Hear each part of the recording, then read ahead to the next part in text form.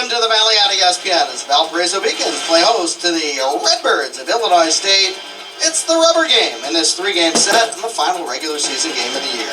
The Valley at ESPN brought to you by Lakeshore Bone and Joint, proud supporters of Valpo3. Greetings everybody from Embry Bauer Field here in Valpo alongside Aaron Levick. This is Todd Eichhout. Great to have you along for this regular season finale.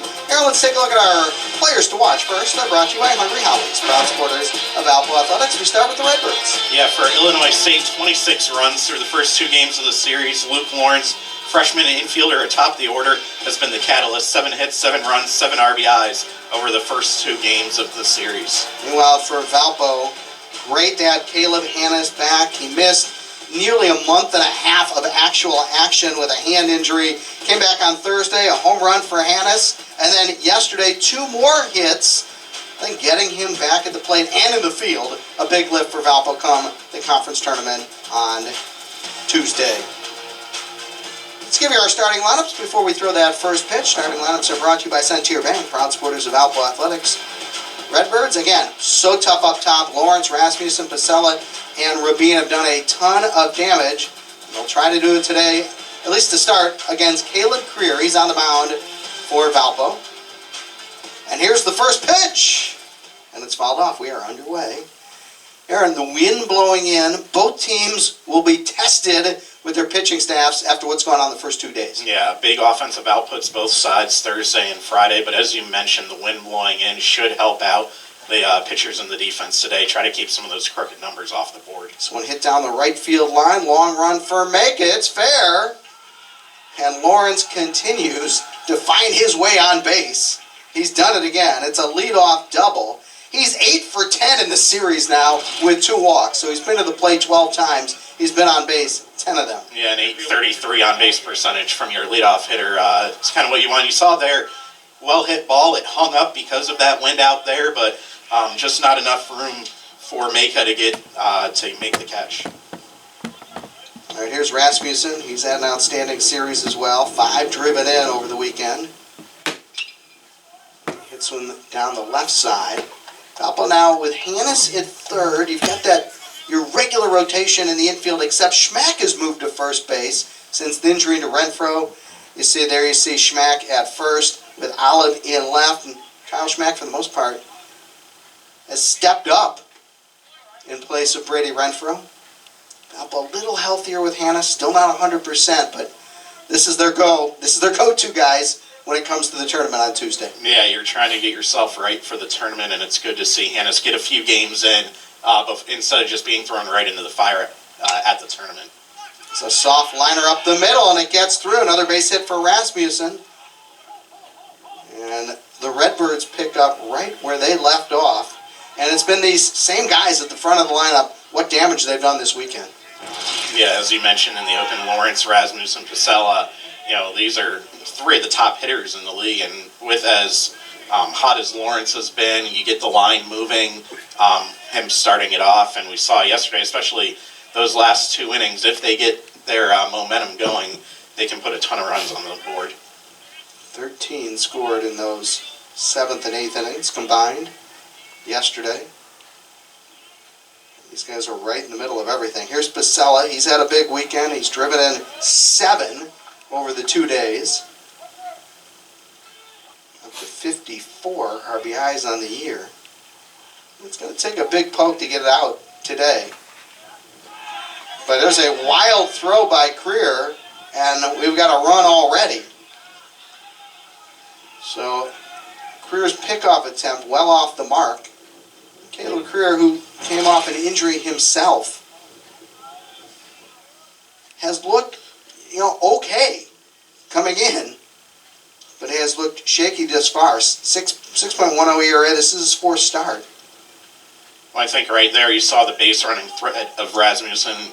22 stolen bases on the year coming into today.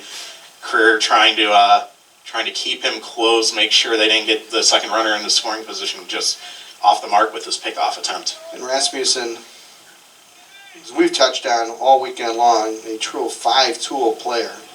It'll be interesting to see his future, because he can do it all out there. He really can go get it in the outfield.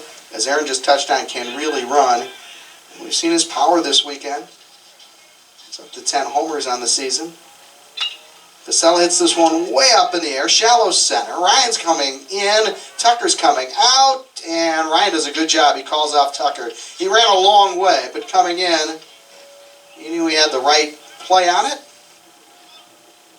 And Valpo gets a much-needed out against a very tough hitter in Vasella. Yeah, the communication on those balls in the air is going to be huge today defensively on both sides. They're going to hang up there. There's going to be plenty of time for both infielders and outfielders to converge, so you need to have good voices out there calling off teammates. Rabin had a huge day yesterday. 4 hits, 3 runs scored, 3 driven in. Runner goes, good throw. And the tag not in time as Hannes was coming in. Rasmussen, his 23rd stolen base of the year on a bang-bang play here at third. We'll get a good look here from our first base camera. And Hannes just didn't quite get the tag on him. He didn't get there in time. He was trying to, catch the throw and apply the tag all in one motion while still in motion. And Rasmussen got a great jump from second on the steal. And that's what you expect from a good base runner like him. 1-1 to Rabin. Good off speed from Creer. I think right now, you get like Caleb Creer and the rest of the guys who are going to go today. We'll touch on this when we get to our keys, but Brian Schmack would like to see somebody who can throw out some shutout innings, even if it's 1 or 2, and give him maybe an extra thought about next week, because he's still searching. Here we are, we're at the end of the year. He's still searching for somebody to step up and give him some help in the pen. Yeah, in these first 2 games, it's been a struggle for all the Beacon relievers who've come in. Just outside. Now it's 2-2.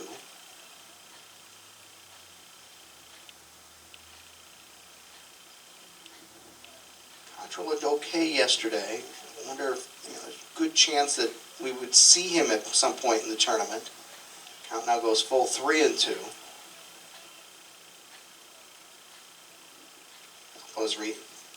Has relied a little more on Grant Jablonski of late.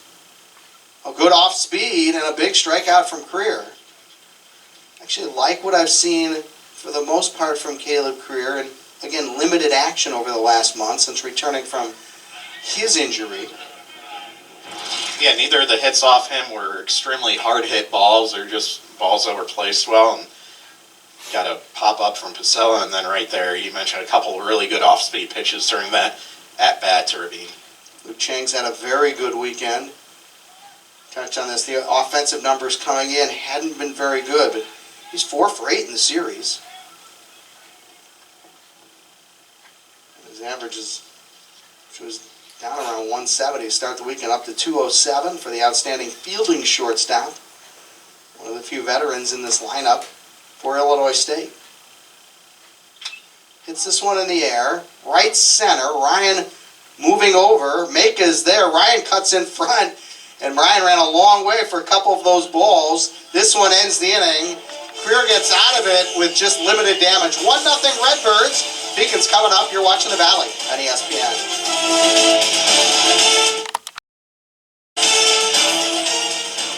Now let's take a look at those starting lineups with Valpo at the plate. Brought to you by Centier Bank, proud supporters of Valpo Athletics. Same starting 9 all weekend long, with a 1 change, and that's Hannes moves up 1 spot. He hits 7th, with Thurston hitting 8th. And it's been Scrine this weekend with a hot bat, a lot of long balls from the Beacons this year, but Scrine 3 home runs in the first 2 games of this series. Eric Salata is on the mound.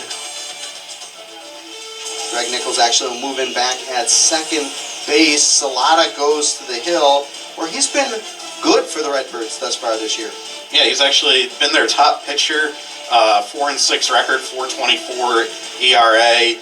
Was mostly their Friday starter this year. Has slotted in the back game of the series the last couple weekends, and senior making his final collegiate appearance today. You would think with all the use of the Redbirds bullpen, Salata will have a chance to go as long as he can go. He starts off against Alex Ryan, who's hit the ball well this series. 4 hits for Ryan. moved into the leadoff spot about a month ago, and his average has steadily risen. And on 3 pitches, he goes down on a good hard breaking ball from Salata. So 3 pitches, 3 strikes. And Salata's going to get strikeouts. That's his 80th of the year and 68 in the 3rd innings pitched. So averaging over a strikeout in an inning, and a good start for him there. Nice over-the-top curveball on that 0-2 pitch. Now Tucker to the plate. And Salata comes in throwing strikes. Tucker chops it to second. That's Nichols. And he makes the throw. And very quickly, 2 outs. So Tucker goes down. Schmack comes to the plate.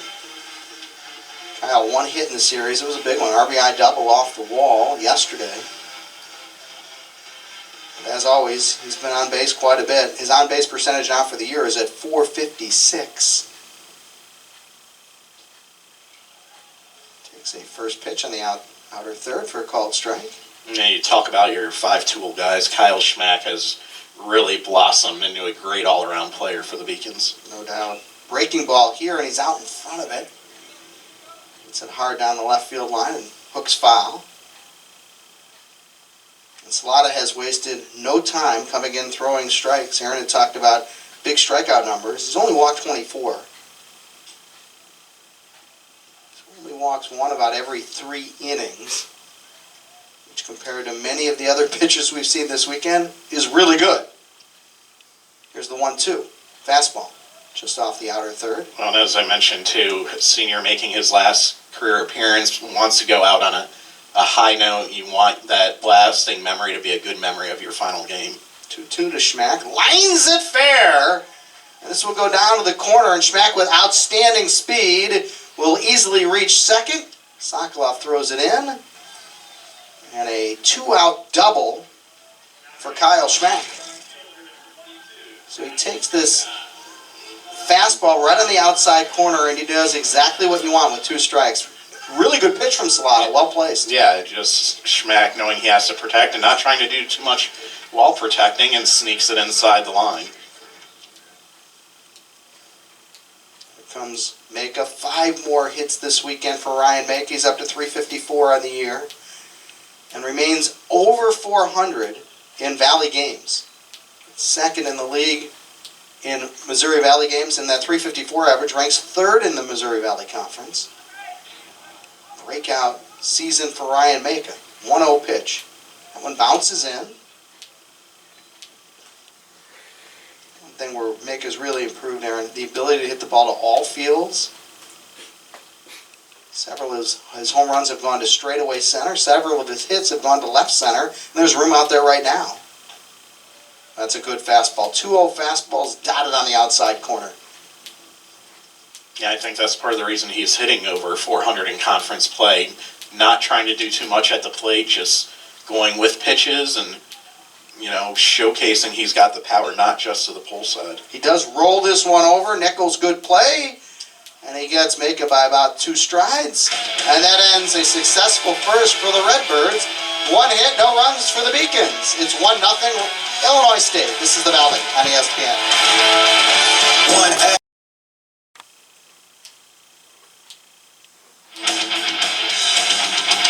1-0 Redbirds after 1 full inning. Let's take a look at our piece of the game, brought to you by Northwest Health, proud supporters of Valpo Athletics. Aaron, let's start with the Redbirds. Yeah, for Illinois State, end the season on a high note. Obviously not the season they wanted, missing out on the MVC tournament. Today, a chance to go out with their heads held high, and also look for them to score in bunches. 8 multi-run innings in the first 2 games of the series, including those big 7- and 6-run frames yesterday. First pitch is driven out to right center, I should say. Another easy play for Ryan, who has been very active. Nichols flies out to Ryan. That's his 3rd putout already. Aaron, how about Valpo today? They want to grab momentum heading into the MVC tournament. Yesterday, obviously, not the performance they wanted. You want to go in off a good performance, hopefully a win, and then find bullpen arms. Make a run into the tournament. You need to dip deep into your pitching staff. Today's the last opportunity for some of those maybe back-end arms to post a performance which could make them an option next weekend in Terre Haute. Career's done a nice job settling down. He's retired 4 straight. For the first 2 reached, here's Adrian Flores. His first appearance of the weekend. So this is 27 start. His first of this 3-game set. Final regular season game of the year. A brisk day. The wind blowing in. Greer's done a good job. He gave up a couple hits. Not all that hard hit. Since then he's come out and he's thrown a lot of strikes. He's gotten ahead of the hitters, and there's a good breaking ball. It stays up though. We wanted that one. Looked just above the belt. So an early close one for Jeremy Hosier behind the plate. Counts evened up at 2-2. Fastball just misses, and now it's 3-2. Nick Strong is on deck. As good as the Redbirds are at the top of the order, really important for Greer. When you get near the bottom of the order, make sure you throw strikes. 3-2. Fastball's hit towards second. Tucker up and throwing. And there's quickly 2 outs. Yeah, we talked about those top 3, 4 all hitting over 300. A lot of power up there, speed as well. But like you said, you get to this kind of the 5 through 9 in the order. That's where you don't want any damage there, because you know those top 4 are going to put some runs up. But if you can limit the bottom 5, you're going to be able to extend yourself and your day on the mound. 2 outs here. Swing and a miss from Strong, is 0 for 5 in this series. There's a little bit of damage done by the bottom of the order yesterday, but boy, the top of the order put up some outrageous numbers. 0-1 to Strong is down. Yeah, you look at that box score from yesterday. 12 hits, 11 runs, 16 RBIs from the top 4 hitters in the order. 1-1 to Strong. Nice pitch from Greer. He looks sharp. He's coming in, and I mean, he hasn't walked. He's only walked 2 guys in 12 innings this year. But he's coming in and going right after these hitters, throwing strikes for the most part. It'll be interesting to see, if he looks real sharp through maybe 4. Ryan Schmack may think, well, maybe we can use him Tuesday or Wednesday for an inning or 2 if needed. Because right now, the rest of the guys in the pen just haven't done it. And that backdoor slider catches the inside corner. And a very good inning for Greer, who's retired 6 straight. 1-0 Redbirds. We head to the bottom of the second. This is the Valley. And he has 3 are locked in. Indiana State the 1, Missouri State the 2, and Southern Illinois the 3. But Evansville, UIC, and Murray all could be interchangeable there in that 4-5-6. Yeah, and Valpo, obviously, they're seating right there with Belmont tied right now up in the air heading into the day. And their potential opponent, and we'll get into the scenarios later, but that 3-way logjam up there, Valpo's opponent's going to come out of that depending on today's results. 4 homers in the last 5 days for Jake Skrine. And there he goes again! Down the left field line. Does he have enough? Long run. It is just foul. Well, he got it off the end of the bat a little bit. I think the wind pushed that one foul and maybe knocked enough out of it to keep it still in the park. But that wind that's blowing in from like right center is going to push balls towards the left field line. Just off the end of the bat. And boy, Aaron, he is really locked in. 2 homers yesterday, 1 homer the day before. Chops this one to second, though. It's an easy play for Nichols. And Skrine is retired. Next up for Valpo, left fielder, number 9. Nichols very active here. He's taken 3 of the 4 outs on ground balls. Now here's Matt Olive, who's had an outstanding season. 3 more hits this weekend, now 325 on the year. Olive did not start the year as a starter. The injuries forced him into the lineup, and they haven't been able to get him out. Yeah, I mean, when you're hitting 325, you're going to find a way to get in the lineup every day, and that's what he's done since cracking the lineup, slugging .562 on the year. Good eye at the plate, too. 17 walks for .466 on base percentage. A huge number. Takes this one outside. Count even up at a ball and a strike.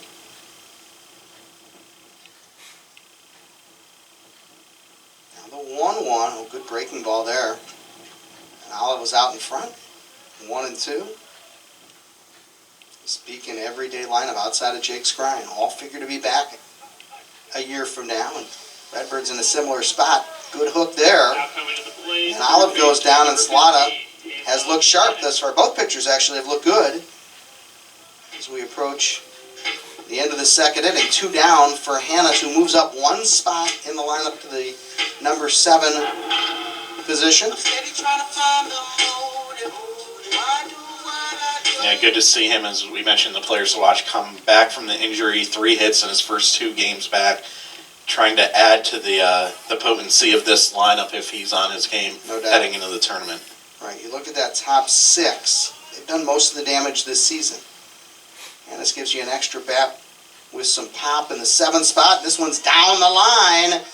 4th hit of the series for Hannes, who has outstanding speed. He will reach second. It's a double. Second double of the game for the Beacons. Second 2-out double of the game. For the Beacons, shortstop number 6, Alex Thurston. Thurston coming to the plate. I think he's a key. The bat has looked good of late. Nothing to show this weekend. He's 0 for 7. After his batting average climbed from about 200 to 250 over the last month with a hot streak. He's hitting to some tough luck thus far this weekend. And this one gets away. It takes a while for Strong to locate, and Hannes now just 90 feet away from tying the game. Yeah, and you mentioned that change in the lineup today to move Hannes up 1 and Thurston down to the 8th spot. I think you really want some, when you have hitters like Skrine and Olive there, you want the protection for them so they can't be pitched around. Hannes, as you saw right there, now 4 hits this weekend. And Thurston to get it together provide a little more protection for that part of the order. Breaking ball is down. I talked about this weekend, just putting Hannes back in the lineup. Doesn't seem like much, one player, but it certainly changes the look of the lineup when you get down to the bottom of the order. Thurston's now up 3-0 in the count.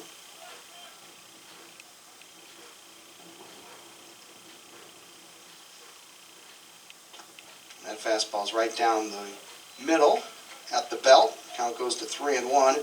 Illich is on deck, and he's coming around. Swinging a good bat yesterday.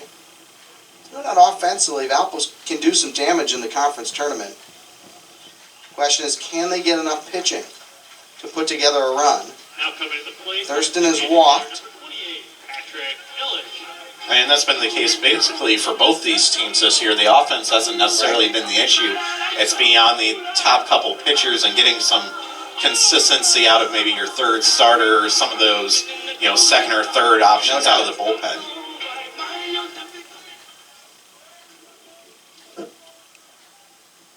Two hits for Illich yesterday, including a couple RBIs. So Salata, after getting the first 2 to open up this inning, threw a nasty breaking ball to Olive to get him. Double to Hannes and a walk to Thurston. Strong able to keep this one in front. Yeah, that's a couple times this inning we've seen Salata's breaking ball break a little too early. Good job there, as you mentioned, by Strong, not letting that one get away and a run to potentially score.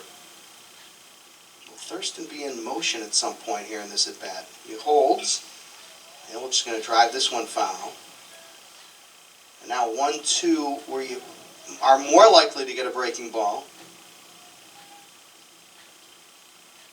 Would Thurston be put in motion with Ryan on deck?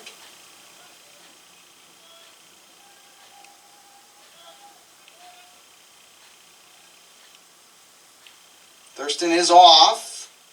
And swing and a miss, and Illich is tagged out. Thurston had a good jump, but a good breaking ball, and Illich out in front, and Valpo goes down quietly here in the second. 1-0 Redbirds. We head to the third. This is the Valley on ESPN. In their series. And then beyond that, you look at Valpo's potential opponent. If they're the 8th seed, it'd be your 5 seed. If Valpo's the 7, it would be the 6th seed. We mentioned that Evansville, Murray State, UIC, all kind of in a mix right now. If UIC beats Evansville today, Evansville would be the 5, Murray State the 6. If Evansville beats UIC, it would depend on the Murray State SIU result, who would be the 5 and the 6. Quickly, Sokolov pops this one up to Hannes, and an easy play and a Good start to the third for Creer, and boy, Creer has gotten locked in, throwing strikes here. Really good sign going forward. Very efficient too. 7 outs, 31 pitches, 19 strikes, and again, we go back to that key. Who's going to be arms you can go to, especially if you get deeper into the tournament. You start getting to game 3 or 4, and your options are going to be more limited. And Creer has looked pretty good so far. It's breaking ball to Lawrence, hitting the air to right center. The wind's going to knock this one down. Easy play for Macon. Quickly 2 outs. Wow, very quickly and very economical. Is Creer has only thrown 33 pitches, 2 outs here in the third. So it didn't start good for Creer, but now he's retired 8 in a row.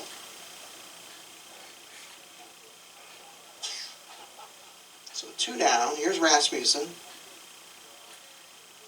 Redbird's lone run came on a wild pitch to third. Wild pitch with a man on third, I should say. Wild pitch, actually, and a pickoff error, I should say, as Creer threw wildly to first. And that allowed Lawrence to score. Rasmussen rolls this one over to Schmack, and what a quick inning. We fly through 2.5 here at Embauer. 1-0 Redbirds. You're watching the Valley on ESPN.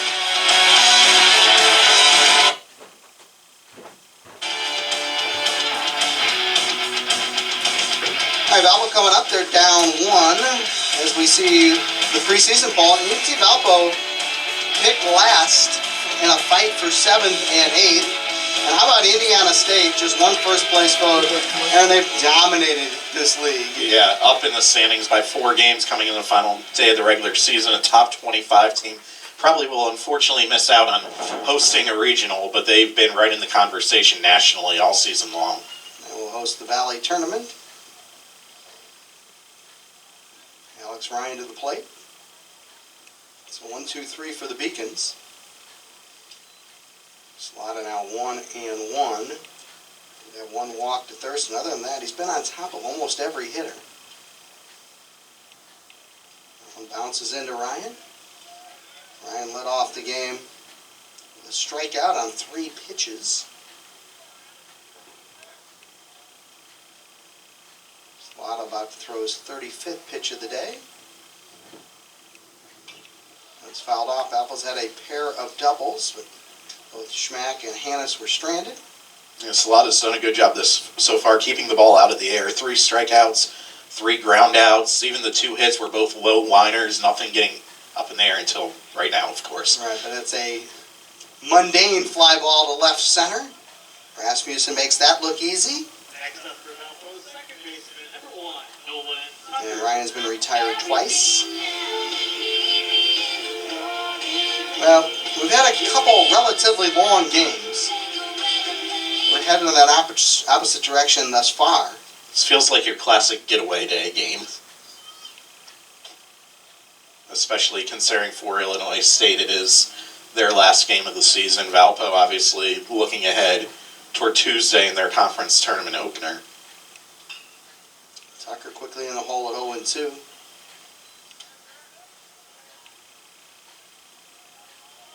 This lot has been good all year long. The hope from the Redbird standpoint was that this game would be more meaningful and they would have Salata ready to go on Sunday. Originally, it looked like it would possibly be Salata against Nowak on Sunday. As Tucker hits that one through the hole and a base hit for Nolan Tucker.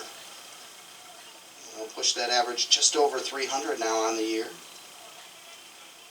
Brian Schmack saw an opportunity on Friday to make sure his team wrapped it up right away, and he went to Nowak in the 9th after he had most of his thought process it had not going to use Nowak today in case we need him Saturday or Sunday.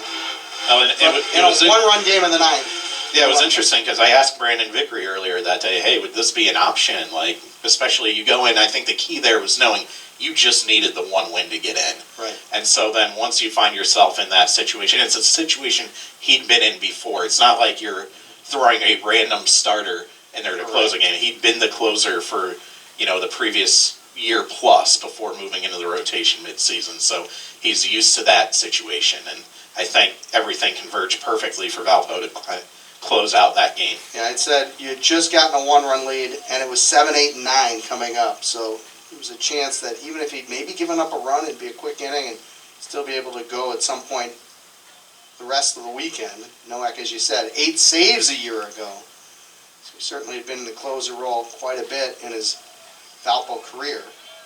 High fastball to Schmack, and now he's up in the count 2-0. 1-0 Redbirds. We're in the third. Salata's out of the stretch with Tucker on first. Schmack drives that one towards the gap. Tucker's off and running. This one's going to one bounce and a break for the Redbirds. Tucker, in all likelihood, would have scored, but as it bounces over the wall, Schmack has his second double of the day, but Tucker's got to hold up at third. And again, if that's the case, he hits it well enough that maybe on a different day earlier this week, maybe it gets out. Here still get enough power to get it into the gap. And we've seen a few of those ground rule doubles here this weekend. And you can see the distance between Sokolov and that ball was quite a bit, where Tucker was almost at third when it bounced over the wall. RBI opportunity for Valpo's leading man in that category, Ryan Maka. Yeah, you can't ask for more here. They have Maka and Scrine coming up with 2 in scoring position, trying to flip the scoreboard. Maka grounded to second earlier. This one grounds to first, and that will score a run. So he does a good job, Aaron. He puts the ball on the ground, driving it to the right side with the infield back.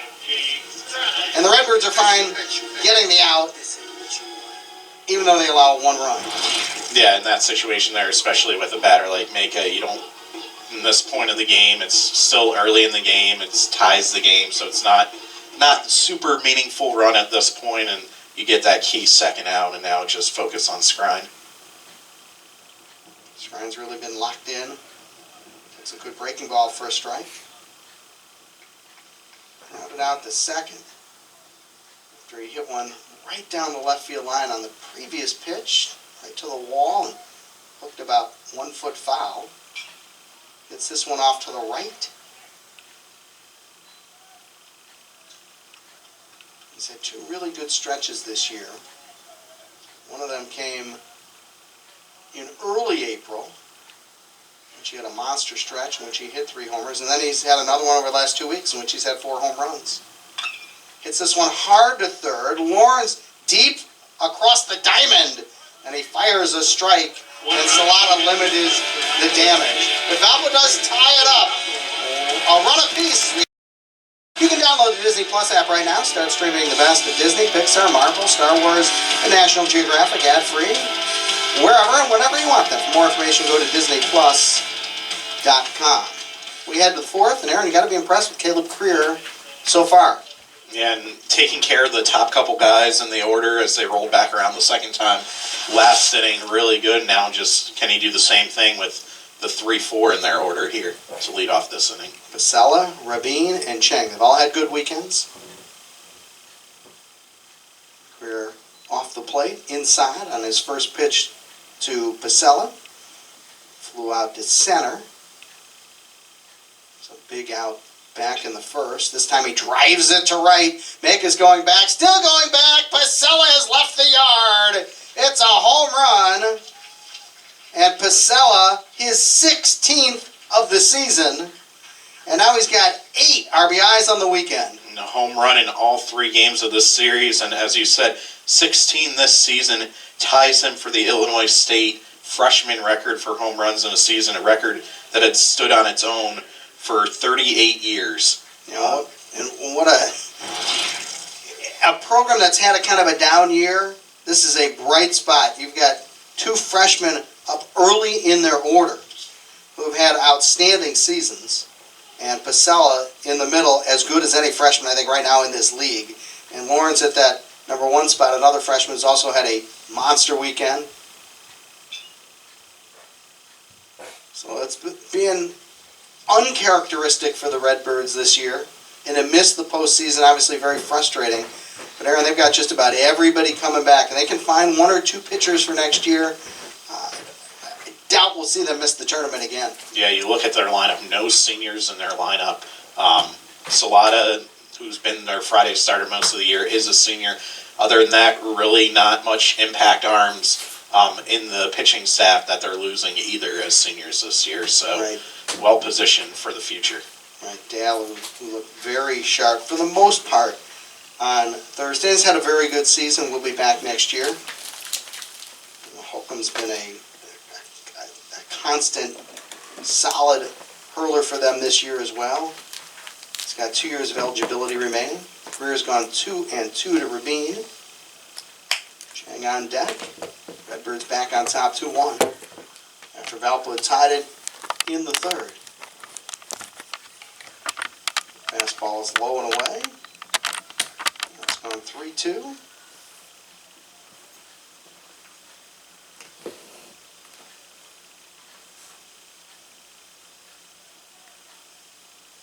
Oh, good one. Off speed, pulled the string, Rabin out in front. And Career has now struck out his third. And Chang will come to the plate.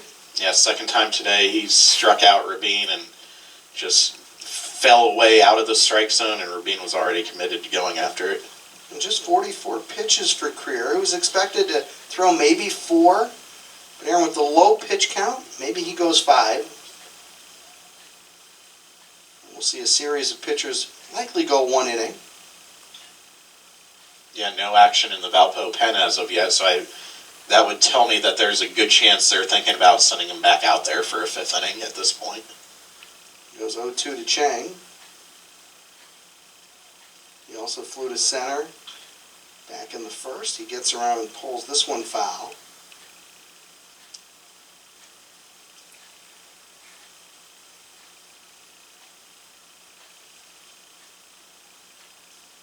Count 0-2. Chang, defense for Valpo plays Chang straight away. Pretty shallow in the outfield on this chilly day. Shot towards the hole and through. And Chang continues to look very good at the plate. Well, he came in, and it was pretty clear that he had struggled this season at the plate. But not this weekend. That's his 5th base hit.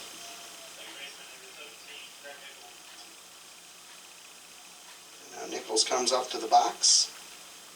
He also flew to Ryan. That was leading off the second. Chang on with 1 out. Good speed aboard.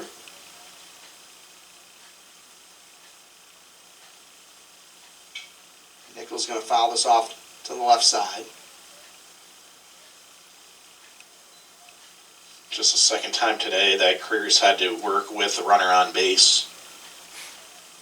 He had that one stretch. He allowed the first 2 to reach and then retired the next 9 before that home run by Pasella. Now with 1 out, Chang is reached. But the only really hard hit ball thus far today was that home run by Pasella. This one is chopped towards short with the runner going, and Thurston lets it go right underneath his glove.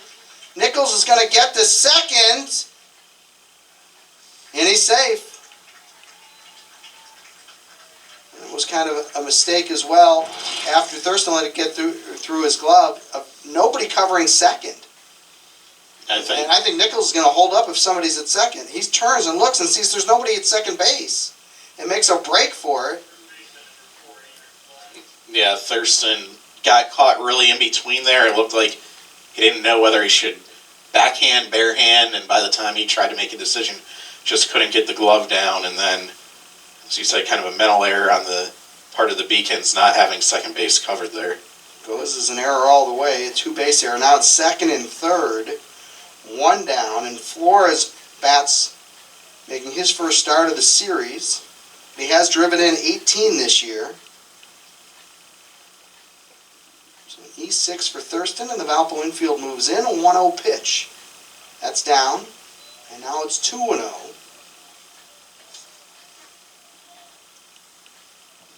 Strong is on deck. Redbirds are back in front and threatening for more. 2-0 pitch. We got that fastball up and in on him. And we mentioned in the keys to the game the multi-run innings. for Illinois State. Most of the time this series, when they've scored, it hasn't just been one. It's been a couple, or in the case of yesterday's game, 6 or 7. See the infield in here wanting to prevent that second run from crossing the plate this inning.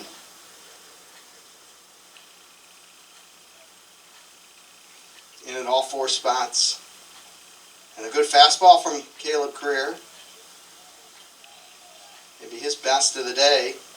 Got that belt high and threw it right by Flores. The count now 2-2.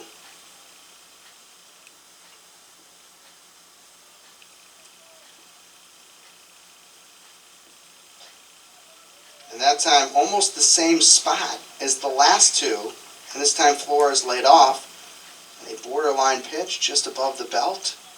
Looked like right on the inside corner. Yeah, good thought there. Just a tad high. Now 3-2. And that one bounces in. So we lost Flores. Good take with Flores at 2-2. And this is where you get into, you can't let the bottom of the order beat you if your career in the Beacons here, like with as prolific as the top half is. These are the guys you have to be getting out. It's a big situation here. You see the middle infield back at double play depth. Over at third there, Hannes is maybe in a step or two. Schmack kind of more normal depth over at first. Strong looking for his first hit of the series, and Creer bounces that one, and good job by Skrine. Strong is 0 for 6.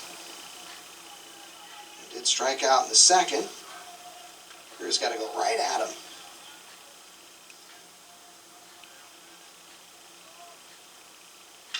Oh, he drives this one to left center field.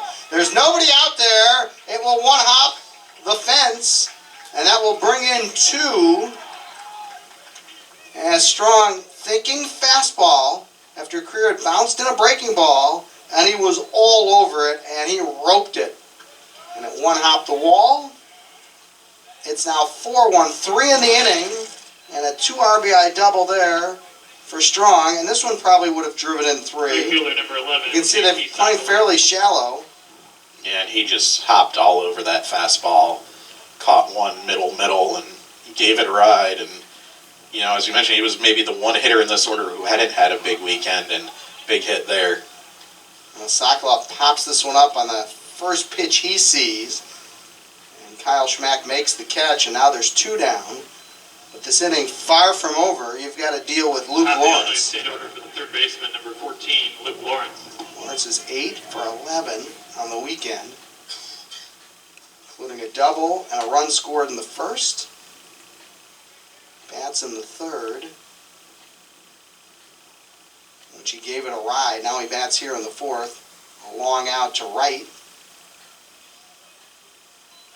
Where time he was retired. For an opportunity to make amends with 2 on and 2 outs, he takes a first pitch for a strike. He came into the series with 14 RBIs on the year out of the leadoff spot.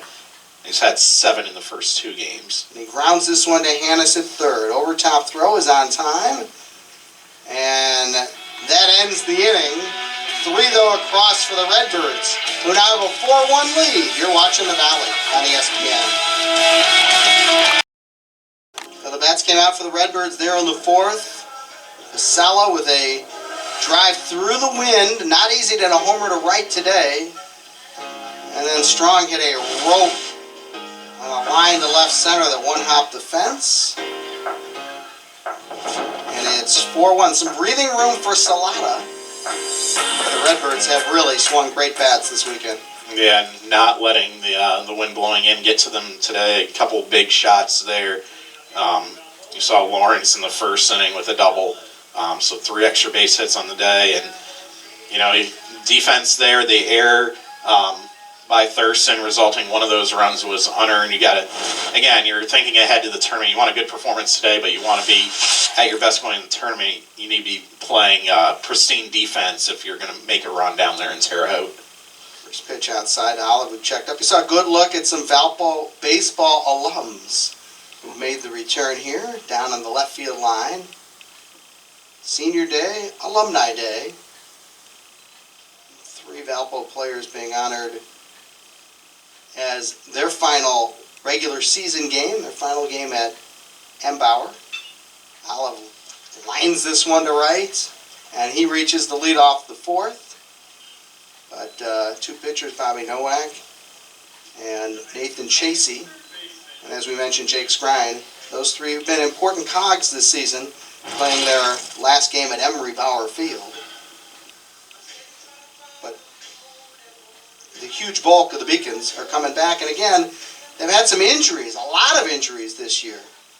Or next year could be a breakout season, I think, for Brian Schmack's team. Hannes out in front. Yeah, speaking of injuries, Hannes, as we've talked about, making his way back into the lineup this weekend just in time for the tournament and looking none the worse for wear at the plate. 0-1 the count.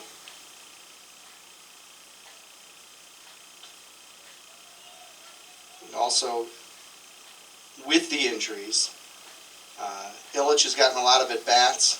Olive has obviously taken advantage of his at-bats. And those guys have plenty of baseball to be played in a Valpo uniform. Hannes hits one to short. Chang the quick flip to Nichols, and they'll turn it. Very well done in the middle infield. Chang, Nichols, and the relay in plenty of time to get the speedy Hannes 6-4-3. Yeah, tailor-made double play ball there. Good pitch location by Salata to induce the grounder, and no trouble for the Redbird middle infield. So 2 down for Thurston. Fastball taken on the outside corner for a called strike. Thurston walked in the second. Lone Beacon to take a free pass today. One bounces in. 3 completely different weather days. We had a beautiful day on Thursday, a rainy day yesterday, and now the windy, chilly day today. It's the classic Valparaiso weather. Yes, it is. Wait a few hours and it'll change, right? Played through rain for 3 hours yesterday. It didn't stop the Redbird offense. 30 runs in all, 20 from the visitors. Thurston goes down swinging. Strong's going to have to throw over to first, and he throws the strike, and it ends up being 3 up, 3 down. Although Olive reached, he was retired on that double play ball, and it's 4-1 Redbirds through 4. This is the Valley. A lot of value for them, and what a move up in the standings UIC has made. They were 8th not that long ago. We'll touch on this after this ball from Rasmussen is hit deep to right and all the way to the wall before Maka pulls that one in. Rasmussen got a lot on it, but pulled in for a 1 pitch, 1 out here in the 5th. But UIC's had the most movement over the last few weeks. Yeah, if they win that game, they lock in the 4 seed, which gives them the first round bye. As you see that fly ball to the track there, and that's the classic, hitter probably reacting like, how the heck did that not go out? Especially after the way the wind had taken stuff the last couple days. But yeah, if UIC wins that game, it would lock in those 4, 5, 6 seeds. Valpo, obviously trailing right now, would be the 8 seed and play whoever the 5 seed ends up being. I think UIC left Valpo a month ago in 8th place, and to move all the way up to the 4th spot showed they're a team that could do some damage in the Valley tournament. And of course, Valpo is well familiar with how good traditionally UIC baseball is, going back to the Horizon League days. Some great teams that have gone through UIC. Started out, as you said, a little bit down this year.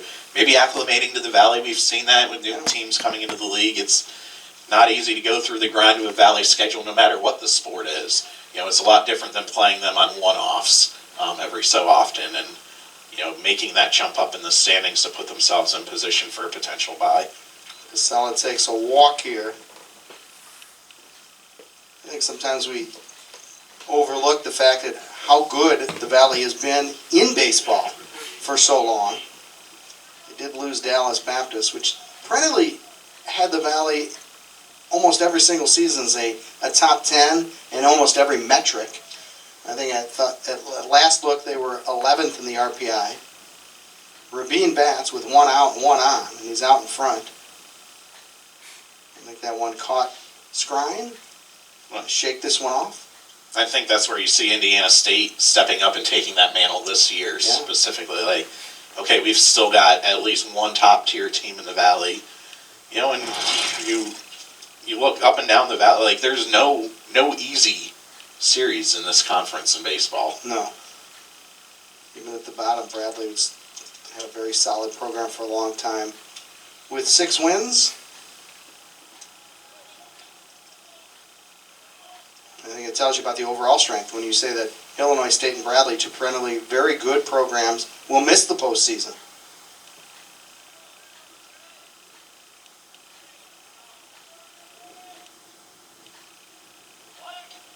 Runner holds. They lost Dallas Baptist, but they added 3 teams that all have good baseball programs, Murray, Belmont, and UIC. And all have been incredibly competitive in the middle of the pack in the Missouri Valley Conference. Here's the 1-1. Rabin hits this to second. Tucker will try to turn it to Thurston, and that's a double play. And that gets Creer out of the inning, and we'll head to the bottom of the 5th. 4-1 Redbirds, you're watching the Valley here on ESPN. So Creer got touched up there in the 4th, rebound in the 5th, and it looks like his day is done. Activity in the Valpo bullpen. Salata still on the mound for the Redbirds, and Valpo will come up with 9-1-2. Illich to lead it off here in the bottom of the 5th, and he's out in front of a breaking ball there. Salata has been rock solid thus far. Yeah, and got some defensive help last inning with the double play, but you look at 4 strikeouts, not much good contact off of him so far. Another good curveball there, right over the top. Illich out in front. Now he's in the hole at 0-2.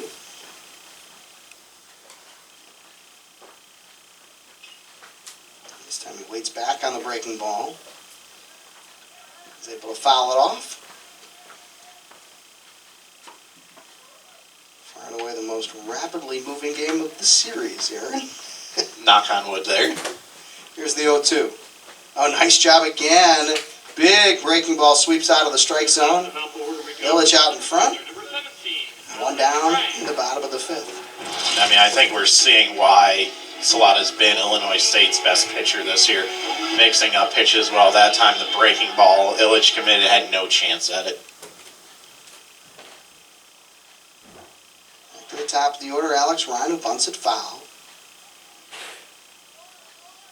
Ryan's had a good series, but 0-2 today.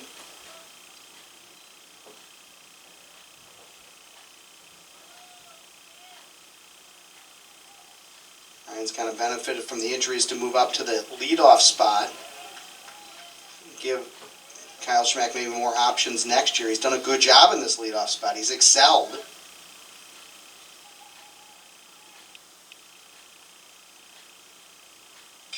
And he lines this one down the right field line, and it just curves foul. So the ball slicing off the bat. Started off well in fair territory, but continued to slice. Ended up foul, and Sokolov was playing towards that right field line. And you can see that ball just slices foul.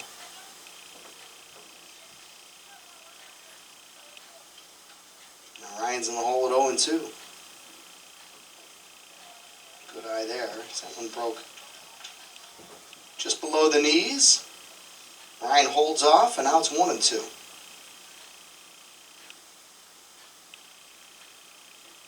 And again, same pitch. Now it's 2-2. Good job laying off that there. That breaking ball that starts looks like it might be in the zone, drops out of the zone. Good job battling back from the 0-2 count to get it even here.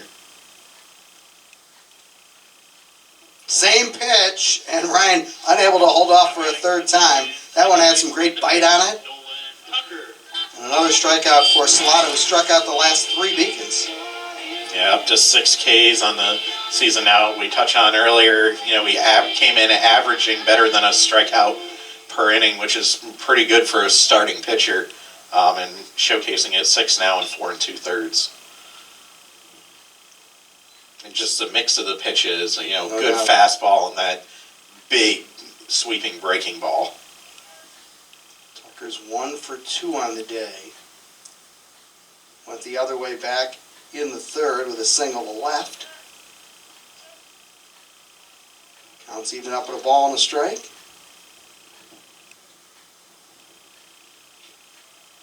This one's down and away. Now it's 2-1. And you look at Salata, when we think about how many relievers Illinois State's gone through this weekend, it's his last collegiate start. Might be a case of you go as long as you can, as long as you feel good. This one hit towards first. Salata will get to the bag. He'll take the toss from Flores. And that ends a 1-2-3 fifth for the Beacons. We head to the sixth. Redbirds up 4-1. This is the Valley on ESPN. We had the first pitching decision of the day here today. After 5 solid innings in the starting assignment for career, Brian Schmack going to the bullpen, calling on Jacob Rosenkrantz, 2-2 on the year in 11 appearances, ERA of 11.92, the memorable performance at Southern Miss, beating the nationally ranked Golden Eagles back in March. The first pitch is a fastball hit right up the middle, and the Luke Chang Express continues here. 6 hits now on the weekend. 6 for 11. Takes that first pitch from Rosenkrantz right back up the middle. Good fastball spotted on the outer third. Chang just enough solid contact to get it by Thurston. I think this is the first of the, we talked about, kind of an inning apiece for some relievers, see, who's looking sharp going into the tournament, who might be able to called upon when they need a shutout inning or two out of the bullpen. Yeah, and you touched on the Rosenkrantz performance against Southern Miss. The potential has always been there.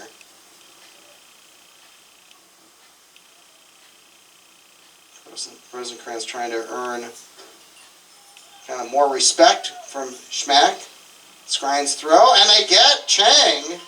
That's a great play by Thurston. He's got to take that one bounce.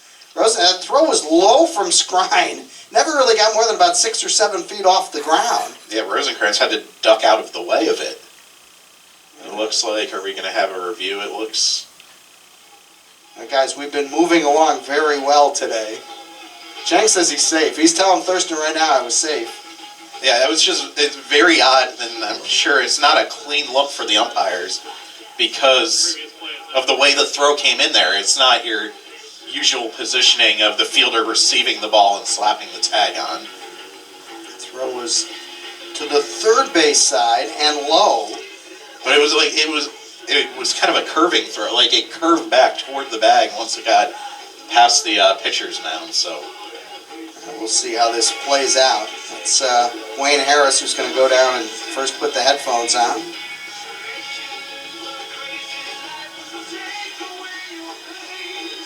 So the first replay of the day, but not the first of the weekend. We've had quite a few. Skrine takes this bounce, and look at the throw. And look at the play Thurston makes. Well, it looks like the hand, the first glance, I think the hand might have gotten right. The question is, did Thurston on that initial tag catch the wrist or go right over the top? And if he'd gone right over the top, is it 100%? And this is where the whole call on the field and indisputable video evidence comes into play. The call on the field was out. Well, we've been in this spot before where it looks like it could be reversed. The only question is, at 100%? See the swipe? Does he make it? It looks probably like he didn't swipe. He didn't catch him, but it's so close. We got a good look. Good job by our guys. That center field shot is a good one. Yeah, that's the question right there. See, it's right. If he hits him there, he's out. I don't think he did, but am I 100% sure? Probably not, right? No. So in theory, on the indisputable. So they're going to say he missed. And this crew, I think so far, has said, you know what? We don't need 100%. We need about 90. And we've seen about 3 calls this weekend where they were willing to flip the call by saying it looks like he's probably safe. And I'm okay with that. Yeah. I think I said this yesterday, and I'll say it again. I don't see why it has to be 100%. You've got the replay. If it's like 90%, go with it. Yeah, and that right there, I think, was the prime case of that. That we both were pretty sure upon a couple looks that he did miss. I'm all for it. Am I going to bet everything in my wallet on it? No, but... I would bet something, though. I would bet everything in my wallet. Are you betting the Preakness today? I was thinking about it. I certainly bet plenty of races thus far today, and a chopper to second, and a good job getting the runner over. So Nichols does the job, Chang to third. First baseman. I mean, if I can be as candid as possible, I've had some wagers on plenty of races today at Pimlico, and the wallet is much lighter.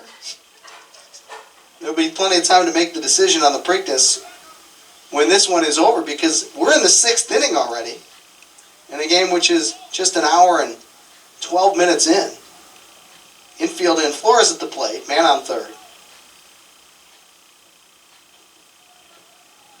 And breaking ball's on the outside corner.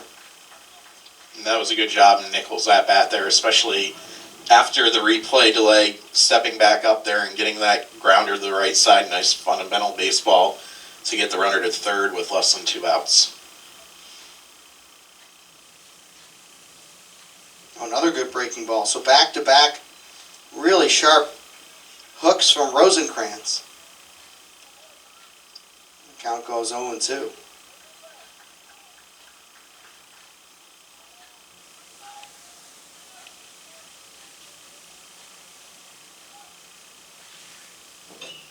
Fastball fouled off. I believe that performance against Southern Miss was named the Valpo Athletic Performance of the Year. The male performance. On the male side. Yep, as voted by the Student Athlete Advisory Committee.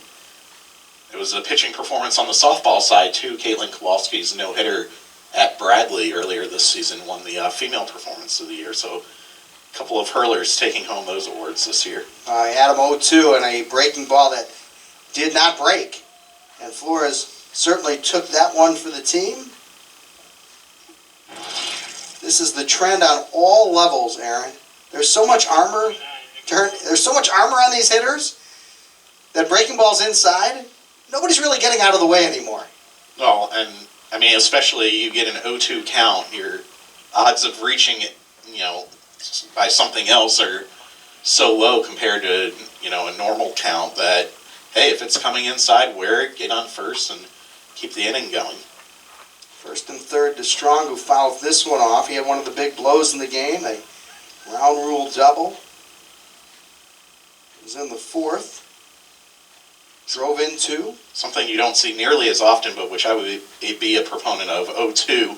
If it's a clear wild pitch that's going to get away from the catcher, swing and run to first. Yes, as long as there's nobody on first at the time, for sure. Any way to get on once you get down 0-2. This one's fouled back. That one's so hard to anticipate. I have thought about that for my entire life, but it's so hard to anticipate if the catcher can make a great play. Sometimes you'll swing on a pitch that is way outside the strike zone, and the catcher still is able to keep it in play. I thought about it during our softball season. There were a couple times pitches that were clearly way up and over the catcher's head. So 0-2 is hit right back up the box. Valpo a chance to turn it. Thurston's relay in time. A good play by Tucker, and Thurston turns it, and the Redbirds go down with a goose egg in the 6th, but they lead it 4-1 through 5.5 at Embauer. This is the Valley. Or in HD on the big screen on all your favorite devices. Visit ESPNplus.com, where we've been for much of the season on ESPN3 here today. Another good job by Valpo turning 2. Tucker to Thurston to Schmack. Yeah, second straight inning. The Beacon middle infield turns a double play. That one big because there was the runner on third with 1 out, and keep it a 3-run game. It's okay. You got the middle of the order coming up here as well. And Schmack, who's had 2 doubles thus far today, leads it off. 2 hard hit balls. He's been locked in. He's had the best swings against Salata. Count now even up at a ball and a strike. We're in the 6th. 5 hits for Valpo, but just 1 across the plate. Move that curveball up the ladder there to get the called strike, something we have not seen very often from Salata today. I'd say probably about 90% of those breaking balls are dropping out of the zone. 1-2. Schmack takes it right back up the box. Good speed. He will beat it out. Nichols did all he could, but Schmack's 3 for 3 on the Now day. batting for Valpo, right fielder, number 22. That was a good job. He got down in the count, and he just drove it straight back up the box. On a pitch that was out of the strike zone. It's an excellent piece of hitting. I mean, that's the second time today we've seen him just go with the pitch where it's located and not try to do too much with it. We saw him on his double down the right field line in the first, and then that one right there, the infield single to give him the 3-hit game. Nick has had the lone RBI for Valpo today. Grounded out to first. Was able to plate Nolan Tucker for the Beacons' lone run. This could be the inning for them to get back in the game. You've got the hitters you want coming up with a man on, nobody out. Great jump by Schmack. The throw by Strong is a good one, but still not in time. Well, he got a great jump. And you can see, for a big man, Kyle Schmack can really move. Yeah, his 11th stolen base of the year, and as you mentioned, that jump, there was really no chance there for Strong to be able to throw him out. Good throw, made it closer than maybe you thought, seeing the jump that Schmack got at first, but good job getting in a scoring position. Nick is down 0-2. This breaking ball is down, and a good job by Strong keeping that in front of him. This is the spot where Maka usually, with 0-2, or 1-2 when he gets down, will wait back and try to drive it to the left side. He's got a big hole over there. This fastball gets in on him, and he pulls it down to first. Flores to Salata. And Maka retired for the 3rd time today.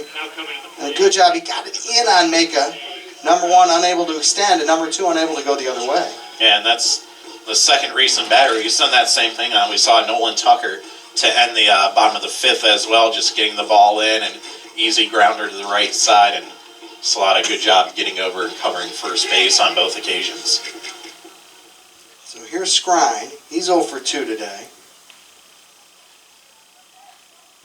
Again, 4 homers over the last weekend plus. 2 in Nashville, 2 here, or 3, I should say, this weekend, including 2 yesterday after 1 in Nashville. He's out in front. Boy, big cut there. He was going for number 4 of the series right there. Huge cut. Infield concedes a run. Skrine up to 37 RBIs on the year. This one will be in all likelihood number 38. Let's see. Schmack, good speed. It's Sokolov who let the ball hit off his, looked like maybe his shoulder. But that was weird. At the last second, I think it just completely fanned on that, thinking about the throw home. It's going to be a sac fly and an error, I would assume. It's out in kind of the area where it's going to be a close play. He maybe lost it? I don't know if he lost it or he was trying to get set for the throw. He didn't. It looked like he was trying to one-hand it so he could have his throwing hand in position to immediately transfer it, and just dropped it. Will go down as an E9. But as you mentioned, Skrine will get credit for the sacrifice fly and the RBI on it as well. And he reaches second. Schmack's run cuts the lead to 2. An RBI opportunity for Olive. Matt Olive is 1 for 2 on the day. And how does that change the complexion of this thing? You go from, okay, we gave up a run, but 2 outs, nobody on, to all of a sudden, okay, now it's a 2-run game, runner in scoring position, and just 1 out. Plus, I think that was shallow enough where we would have had a play at the plate. Might have been a bang-bang play. As the wind kept carrying that in, Sokolov was just kind of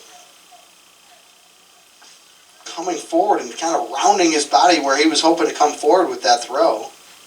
Yeah, you're right. Likely an sac fly RBI, but I think we might have had a play at the plate. Meanwhile, Valpo's got a chance to get right back in it. Olive's the tying run. And he gets punched out on a beautiful breaking ball that hit the outside corner. And there's 2 down. Right over the top. Downward movement. And it stays at the knees. And again, I talked about how most of his breaking balls today have been dropping out of the bottom of the zone. Looked like Olive was expecting that there, but Salata just raises it like half a rung on the ladder, and instead of dropping out, it hits at the knees. So up to Hannes to come through. And he takes that one low. Able to have a lead-off double, or double his first time up, I should say, in the second. Sharp grounder to short, then that was turned into a double play back in the fourth.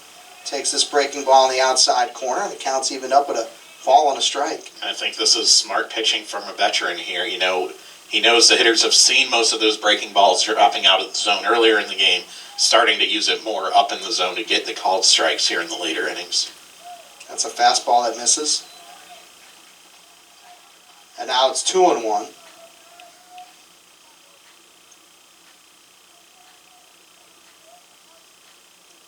And the runner off second. Hannes out in front of the count. And that one in the dirt. Again, first base is open. Thurston's yet to make contact today.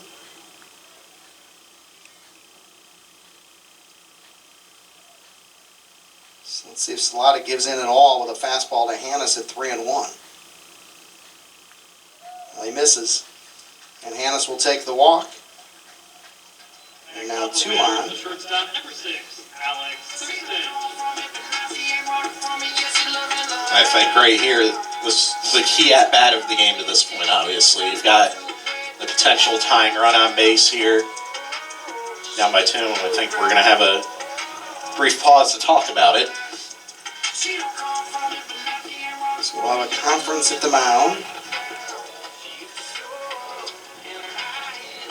And some activity found in the bullpen. Thurston's looking for his first hit of the weekend.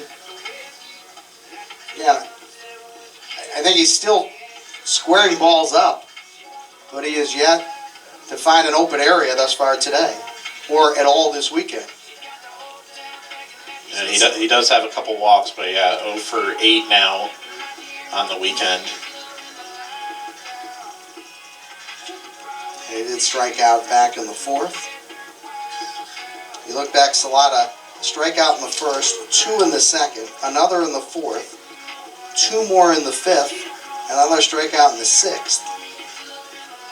So that's 7 Ks in 5 2/3. He has scattered 6 hits, but he's done a good job of pitching out of these jams. As you mentioned, the Redbirds with action in the bullpen, number 41, Colton Sherbensky, getting loose down there.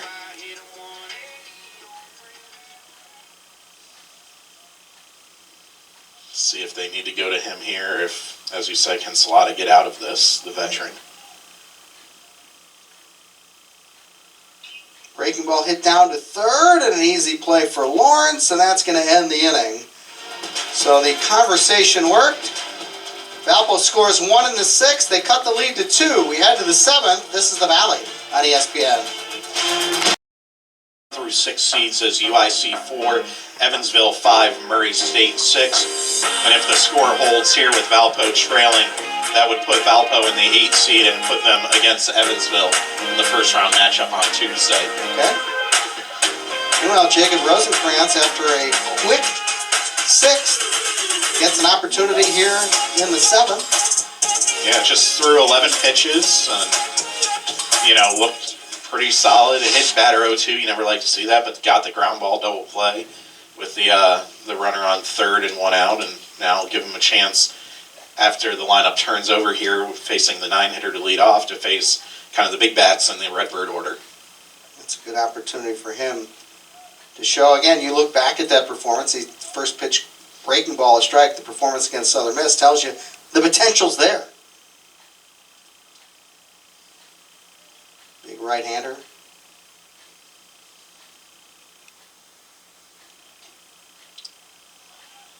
One's out of the strike zone. The count even up to a ball and a strike to Sokolov. 0 for 2 on the day.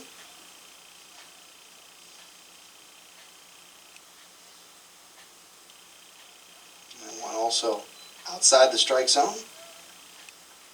It's 4-2 Redbirds.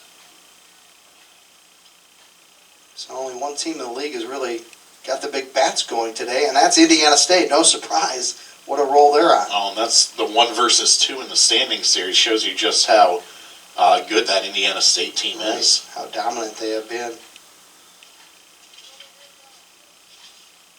That foul tip caught Jake Skrine. He's been hit on a couple foul tips today. Let's get a look at this. Yeah, that got him in a spot that nobody really wants to get hit in. No. You talk about Indiana State and how good they've been this year. They ended up, Missouri canceled a midweek game against them this week. They didn't want the potential loss to Indiana State to hurt their seeding hopes. I mean, that just tells you how dominant the Sycamores have been. Well, there's so many different baseball polls on the college level. It's hard to tell which one to use. I think they've reached the top 10 in at least 1 or 2 of those. Yeah, they're number 9 in collegiate baseball right now, among the top 25 in the country in 5 of the 6 major polls. Chopped to short. Thurston's got to come up in a hurry, and he's safe. Great hustling down the line, Sokolov. I think Thurston did all he could with that, and Sokolov still beat it on that high chop. Yeah, I was going to say, that second hop off the turf was over Thurston's head. It was already going to be a tough play. I mean, the first hop was pretty high, too, but then the second hop, you see he has to grab it over his head and just Snow Chan made it really close over there at first. Yeah, it was a really good job by Sokolov hitting the front of the base. That's exactly what he needed to get there in time. So now some work here with the top of the order. Driven to left center. Ryan moves over. He's got a play on it.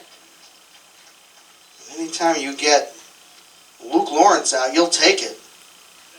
Led off the game with a double. His 8th hit of the series, but he's been retired the last 3 times. Hit that one well, slicing to left center, but again, it's going to take a lot to get a ball all the way to the gap today. We've seen it a few times, but those have been rockets. Rasmussen now bats. He's 1 for 3 on the day with a stolen base.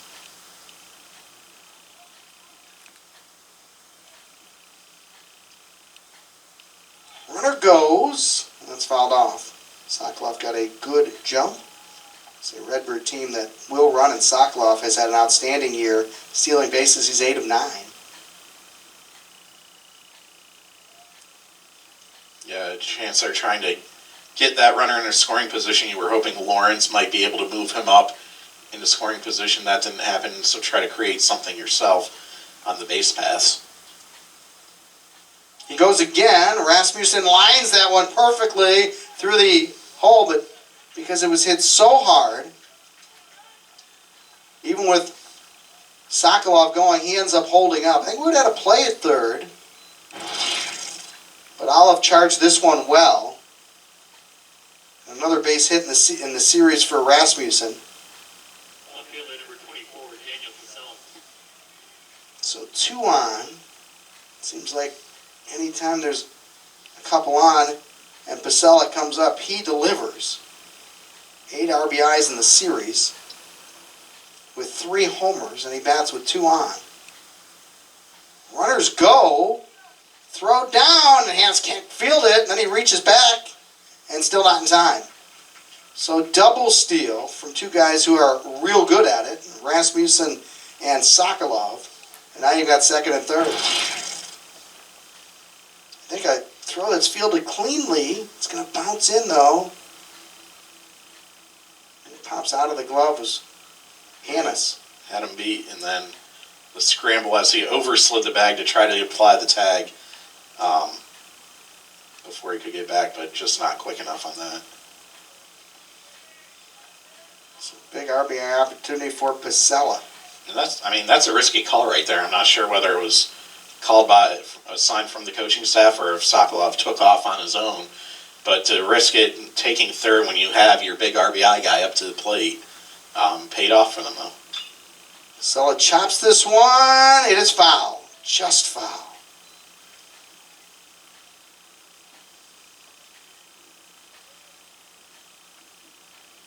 Right over the bag. Schmack made a lunge for it. This call was pretty definitive. It's got to be really close. It is a non-reviewable play. And the next one is ripped in the hole, and Pasella is going to add to his RBI total. He'll move up 90 feet. Sokolov scores. Rasmussen stops at third. And Pacella's up to 9 RBIs on the weekend and 56 on the year. And the Redbirds now tack on an insurance run. It's 5-2. Yeah, and that's what he's in that 3 spot in the order to do, and we've seen it all weekend long and seeing it again today. 2 more RBIs here today, as you mentioned, up to 56 on the season now, which puts him into 3rd place in the conference. Fastball from Rosenkrantz is outside, so he's run into the same part of the order that's done damage all weekend long. Back-to-back hits from Rasmussen and Pasella, and now it's Rabin, who's 0 for 3 on the day.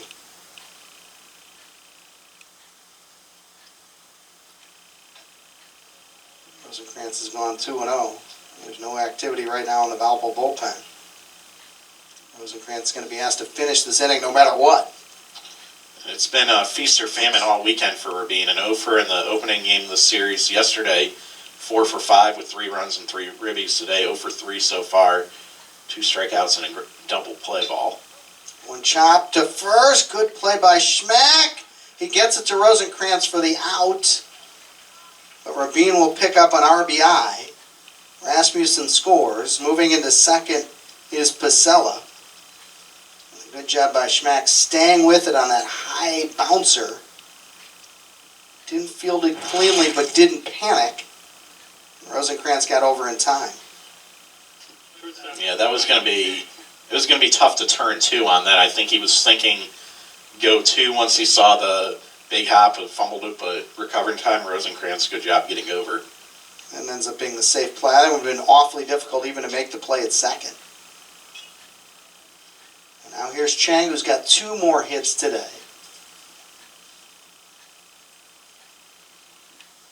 An RBI opportunity if the Redbirds have added 2 in the inning. So now it's a 6-2 lead. Play Chang straight away. Hits one straight away. Ryan moves back, circles, and makes the catch. But a 2 spot for the Redbirds in the 7th. It's now 6-2 Illinois State. So we head to the bottom half. You're watching the Valley on ESPN. There in the 7th. Valpo comes to the plate with 9, 1, and 2. And it's still Salata on the mound for Illinois State. Yeah, was at 93 pitches through 6 innings. Again, senior in his last performance. He gets out of a little bit of a jam now with a little more run support. Throw him back out there for the 7th inning, see how he does. 1-1 the count. Illich looking for his first contact of the day. He's out in front. Now it's 0-2. 7 Ks for Salata, 2 of those. Been at the hands of Patrick Illich. This one bounces in. Now it's 2-2. There is activity in the pen.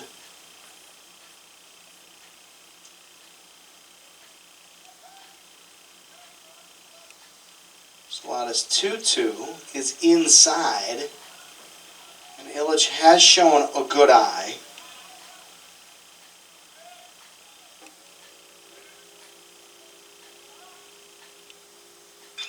Takes this one right back up the box, and well played was Nichols, shading towards second base.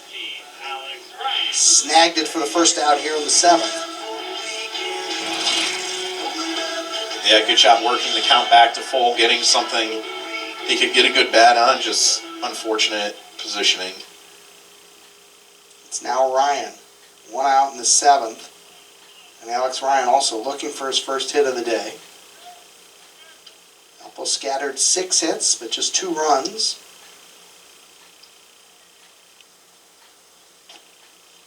This pitch is on the outside corner.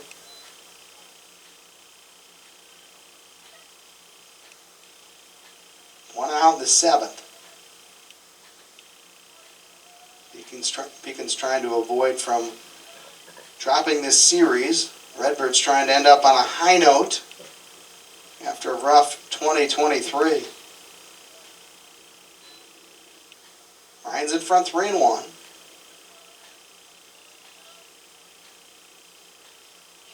Salata's gone over 100 pitches. This could be the last man he faces if he can't get Ryan. And he does lose him, and we'll see here. Beacon batter is the second baseman, number 1, Nolan Tucker. Still no movement.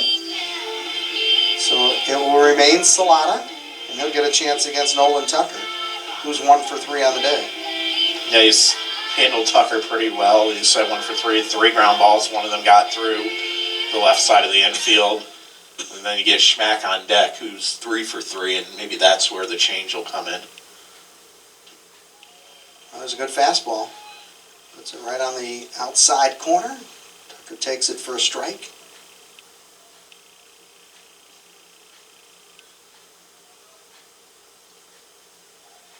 And they'll throw over Ryan back. Back-to-back really good seasons for the Hanover Central product, Nolan Tucker. Right around 300 now on the season.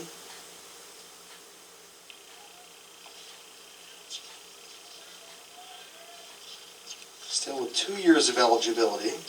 Certainly expected to be back next year.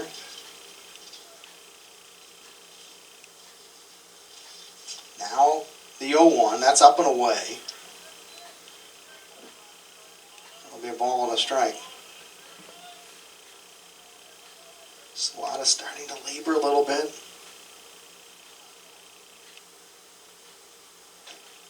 Again, he misses the strike zone to Tucker. Still a lot of velocity.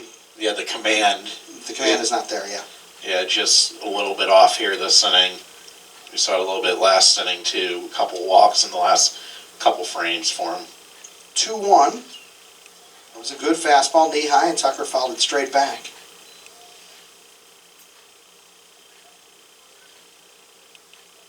Big batter to get Tucker here. Schmack's red hot today. With Macon and Scrime behind him, this will be the opportunity for Valpo to get back in the game. Runner goes, hit right off the back of Salata. Tucker's going to reach, and that undoubtedly will be the last pitch he throws today. He takes a line drive square in the back. And I think if there was any question whether they were going to pull him out of the game, Aaron, you've got to think now's the time. Yeah, a little hit and run action there, and just Tucker taking it right back through the box, and Salata did all he could do to get out of the way, but yeah, that one was always... Looked like it caught him square on the L3 or L4 on the spinal cord, just above the belt, squarely in the back. And there you see Colton Sherbensky warming up. God, I think we'll see him here. I mean, could Salata be trying to convince? He's going to throw a few. Okay, so I may have jumped the gun. Again, you're talking a senior in his final game. Right, that would be the only reason at this point. It's going to take a crowbar to pry him off that mound. He's thrown 109 pitches, and he's up against the guy who's 3 for 3, and he just took a line drive off the bat. And as he talked the training staff into letting him go, how about this? I mean, you don't want that. If you're a senior, you don't want that to be your final memory. Go out like that. You want to have the opportunity to kind of go out on that high note for a batter, try to get a hit in your final at bat. Pitcher maybe strike out or big here double play ball to have be your lasting memory of your last collegiate game. Salata says he can go. I love the toughness here from Salata. Let's see how it pays off. Schmack, first pitch, pulled foul. Just outside the dugout of the Redbirds. So Schmack on the day, double, double, single. All 3 balls have been hit hard. When you look at this inning, Illich's ball was hit pretty hard. Tucker's a liner. What a nice pitch by, there was that sweeping breaking ball. And Schmack way out in front.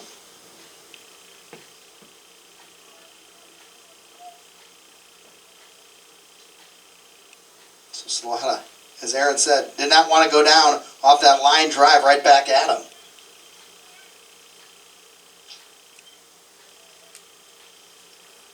There's no doubt if this was a game in the middle of the season, he would be probably taken out at this point. But there's nothing to hold him back for. Yeah, I mean, this game doesn't, I mean, they're out of the tournament, so let him go if he says he can go.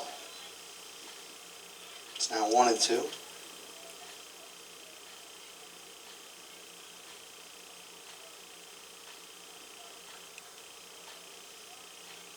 Ryan Tucker on, Schmack at the plate, it's 1-2.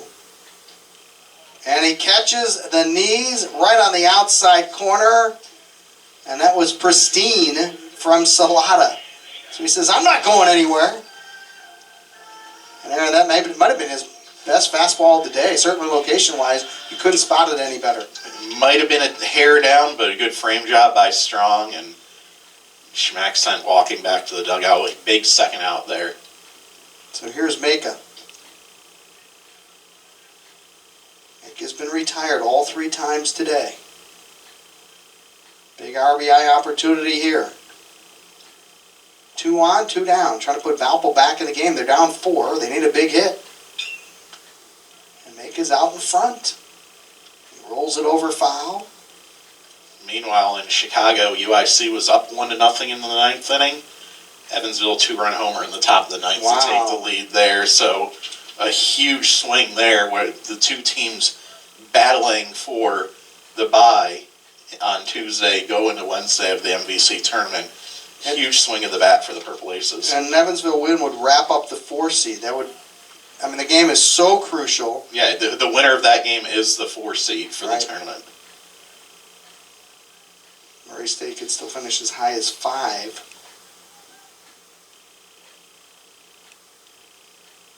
This one bounces into Macon. Now it's 2-2.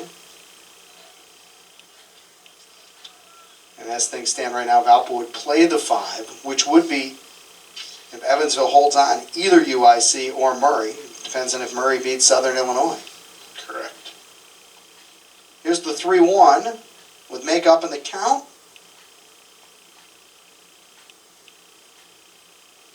Swing and a miss. So now the runners will get a head start. 3 balls, 2 strikes, 2 outs. Pitch number 121 for Salata. And he got him! Boy, was that a gutty effort getting Schmack and Maka to end the 7th. 6-2 Redbirds. We head to the 8th. You're watching the Valley on ESPN.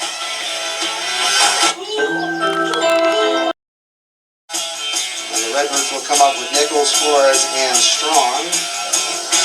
Really good movement on that fastball to make it. You can see how excited Salata was to end in a much better spot, getting Schmack and Maka to end the inning. Yeah, first and second, 1 out, line drive off the bat. You know, he talked to the athletic trainer, threw a pitch, hey, I'm good, and then proved he was good.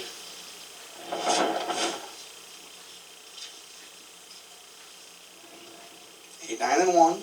Make that, 6, 7, and 8. Starting with Nichols. It's 0 for 3 on the day.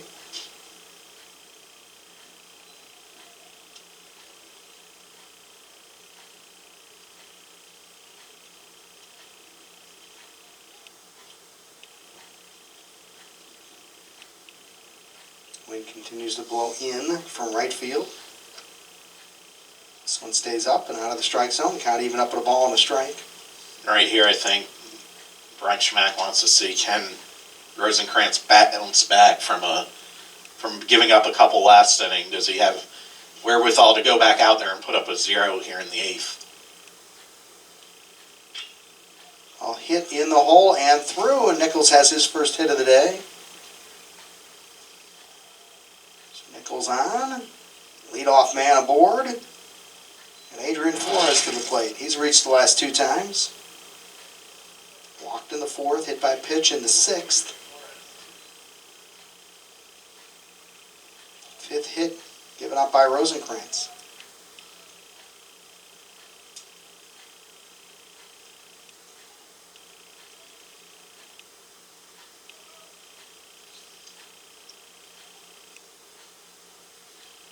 Nichols off of first. Fastball is belt high for a called strike. I mean, we talked about one of the keys being keeping the bottom half of the order from doing any damage. Nichols on for the second time today. Flores has been on base twice. Strong had the big 2-run ground rule double in the fourth. Sokolov started out last inning with the infield single to get things going. They've been able to do some damage from the bottom of the lineup today. Sure. The Redbirds have. All right. And they got a great pitching performance from Salata. 7 complete now. Allowed just 2 runs. Again, Valpo threatened in almost every inning. Good fastball from Rosenkrantz there. There's some action now down in the Beacon bullpen to back up Rosenkrantz here.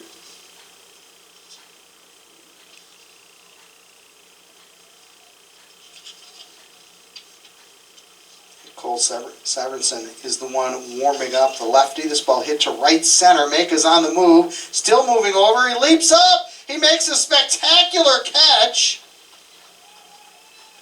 And Sokolov was all the way at second base, maybe a stride or two shy of the bag. And he pivoted and went back.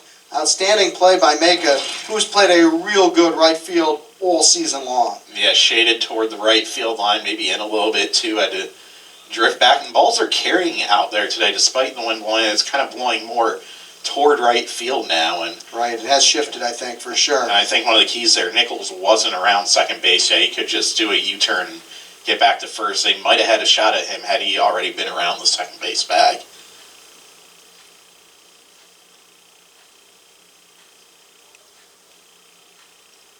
Maka's not only really taken a step forward at the plate, but in the field as well this season. He has been absolutely rock solid out there. Pitches outside. Strong at the plate. 1 for 3 at that big 2 RBI double. Part of a 4-run third. Got a good shot of the flag there, and you can see earlier in the game it was blowing in directly toward home plate, and it has shifted more blowing toward the right side of the field. Sokolov goes. The ball hit down to third. Hannes throws in the dirt. A nice job by Schmack. So the runner going probably stays out of the double play. And Schmack has to make a real good pick here.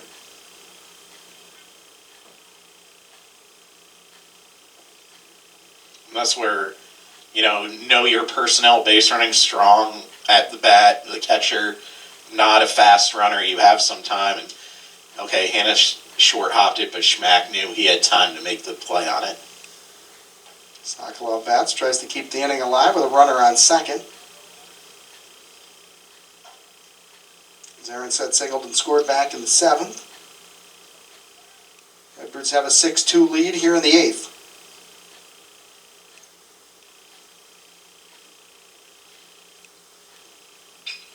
One hit up the box. It's cut off by Tucker. That'll save a run. He throws back to third. And they got him. And they're going to review this one. Well, the call is out. Nichols called out at third, and immediately they say, let's take a look back at this one. I mean, no matter the result of it, what a play by Tucker, not going to first and holding it and catching the runner maybe a step too far around third base. Quick swipe tag by Caleb Hannes. I'm sure we'll get another look at this.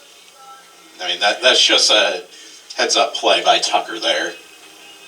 Knowing that, hey, the instinct of the runner on a ball up the middle is going to be to round third and look to go home. And if you can catch him one step too far, you might have a play for that third out here.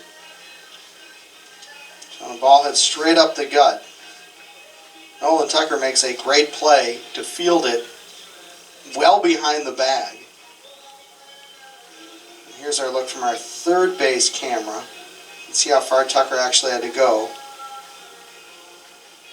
So Nichols has to put on the brakes. Quick tag. Oh, this is a good job, guys. But once again, we can't really see exactly the spot the tag is applied. But Aaron, I think this is close enough. where it's probably going to stay. Yeah. I think, yeah, you can't see the exact moment of impact, but That's a great job, though, by showing exactly how close this is. I think that's going to be our best shot, is that shot from the third base camera. Here's the play by Tucker. We get another angle. This is our home plate camera. This one may be a little harder to see. So there you can't see where the hand is. this is where you need that like synced up, where you got the two angles synced up at once. Well, again, that's hard to see if Hannes makes contact. Right, that first. So they're going to call this. We're told they're going to keep this here safe because that angle there, it looked like Hannes maybe did not make the tag. So again, that first angle we couldn't see if the tag was made. The second angle makes it look like he may have missed him. And the umpires, and the umpires there that's called safe. And the umpires clearly have decided this weekend, and I'm saying there's nothing wrong with it. It does not have to be 100%. If it's close enough, or we think we missed it, we're going to reverse it. And I think the reaction of Hannes right there tells you something. Like, there was no reaction at all, basically, after the call was made. So he knew he missed him. So now it's first and third. It does go down as an infield single, the second of the day for Sokolov. And now you got to face Luke Lawrence. 2 outs, runners on the corners. This pitch is down, and it's 1-0. Double for Lawrence in the first, but he hasn't been retired 3 straight times. Still a huge series, 8 for 13. And a chance to add a couple more RBIs to his 7 for the series. Runner goes. Skrine throws to third.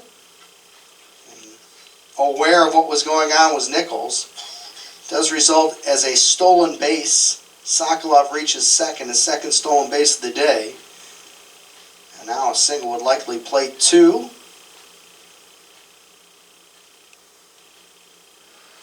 (2-0) from Rosenkrantz. That fastball's knee high, down the middle. Count goes to 2-1 with Rasmussen on deck.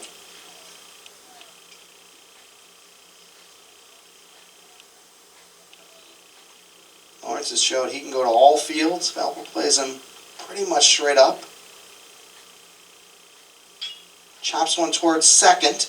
Tucker off 2 big bounces, gets it to Schmack, and they get Lawrence to end the inning.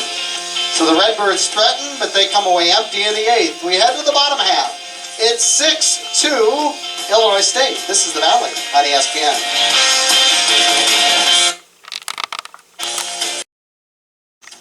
You know, maybe makes it a little more difficult decision. I would think, Nowak, who's just pitched the 1 inning this weekend, would be the ideal guy to go on Tuesday and try to get that win.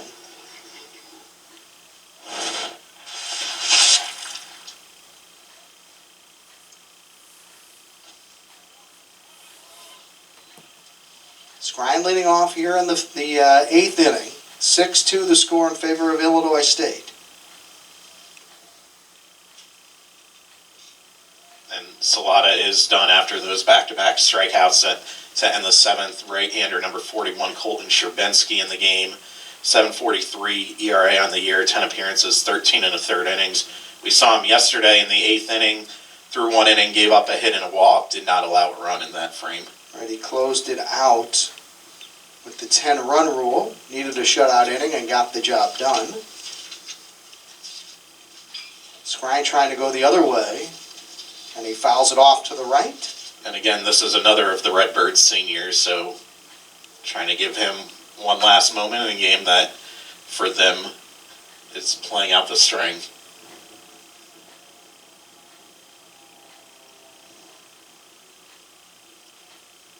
Skrine got a piece of that one. Count is 2 balls, 2 strikes. It's Skrine, followed by Olive and Hannes for Valpo. Great job by Salata in the 7th after Tucker lined one off his back. Strikeouts to Schmack and Maka with some nasty pitches by Salata. And as you mentioned, his pitch count was up in the 120s at that point, and reached back and got the 2 big Ks with 2 runners on base. Count's gone full, 3-2. Sherbinsky, no doubt. The plan here, just get out there and throw strikes. You got a 4-run lead in the 8th. Forces Skrine to put it in play, and it goes right to Lawrence. Throw across the diamond is off the mark, but a good job by Flores. The catch and the tag, and Skrine retired.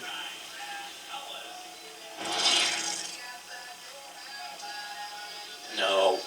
2-hopper to deep third, long throw. A bit off the line with Flores. Great job grabbing it, being aware, getting the swipe tag down. Yeah, and he got it down. On Skrine. Those plays where you've got to field it flat-footed and make a deep throw, because that second hop, difficult play for Lawrence. And a real good play by Flores to bail him out. And very quickly it's 0-2 on Matt Olive.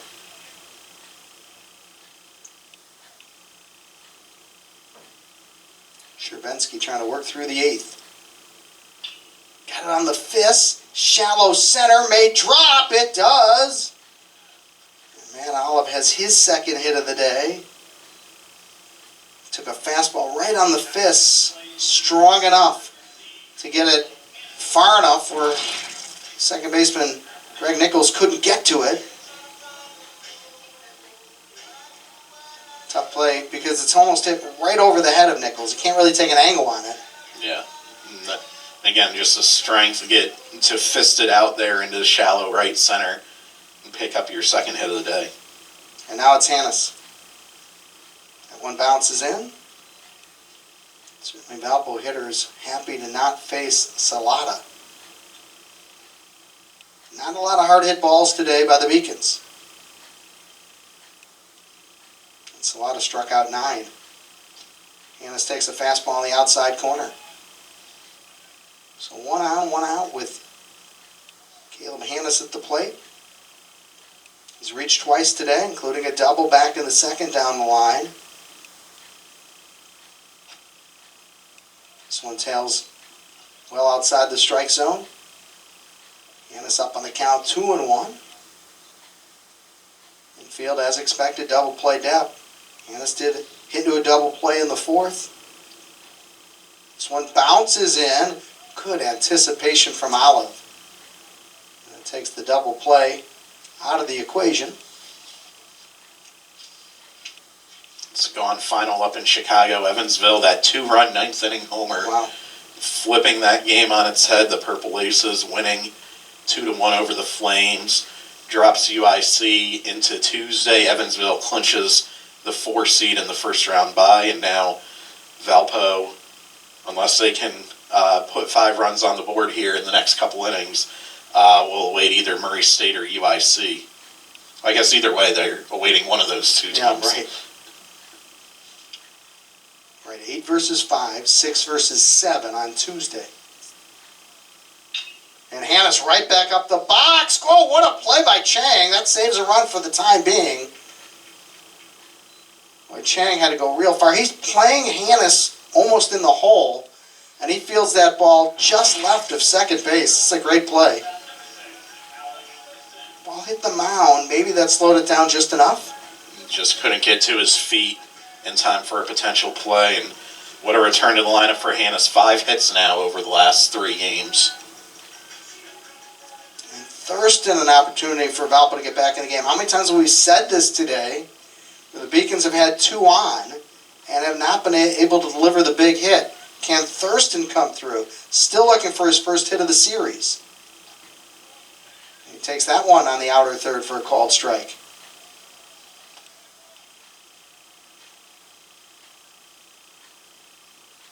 Olive off first. Hannes, real good speed off first, I should say. It's kind of a delayed steal. He's going. Well, that was very interesting. They threw through. Of course, down 4, you're going to throw through. But Hannes was almost on a delayed steal there, and he still beat the throw. So it'll go as a stolen base for Caleb Hannes, which doesn't go right away. realize he's far enough down, and that throw tails, and Chang unable to make the swipe tag. And now Thurston goes the other way, shallow right field. That's going to drop. Thurston with his first hit of the inning, and Valpo's going to have the tying run up as they've cut the lead to 3. So an RBI single for Thurston. No, it hasn't been necessarily the prettiest of hits this inning for Valpo, but just putting the ball in play and getting singles to fall in. So there is action in the bullpen.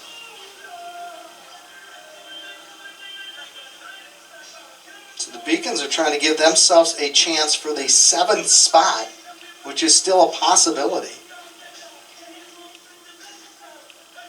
And they've got the tying run up in Illich. See they're down in the bullpen for Illinois State, number 40, Eric Kubatowicz.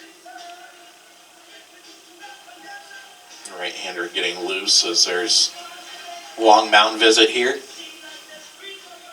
So we've got runners on the corners. Illich seeks his first hit of the day. Did line out solidly to second last time up. And this is a case, no matter how much more damage, if any, this inning, you're at least getting your big bats another chance to come to the plate here. Whether it's in the 8th inning or you get the middle of the order up for the 9th frame.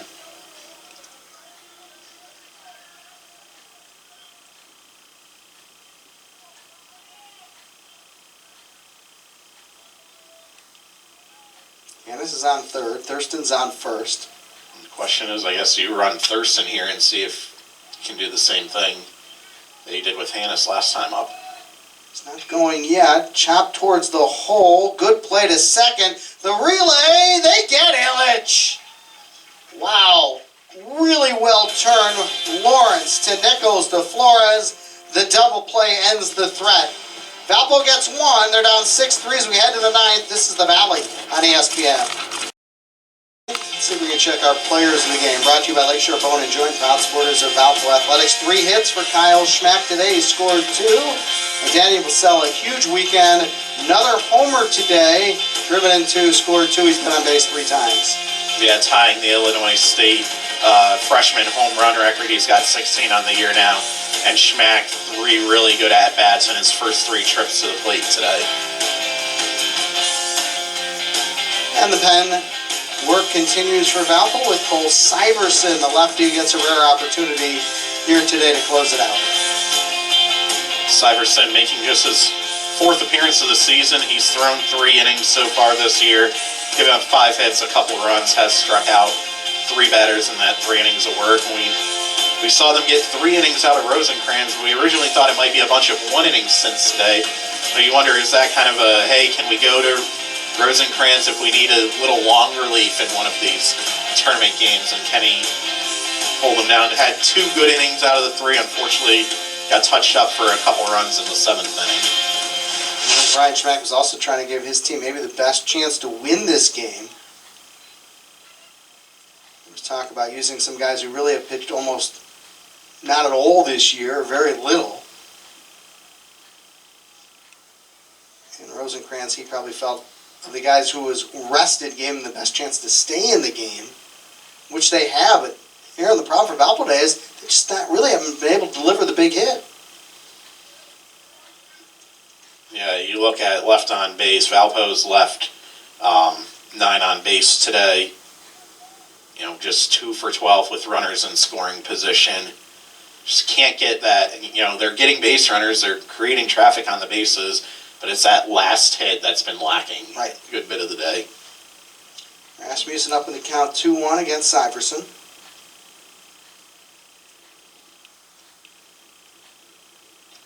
A good breaking ball there. I think that was the definition of tying up the batter. Yes.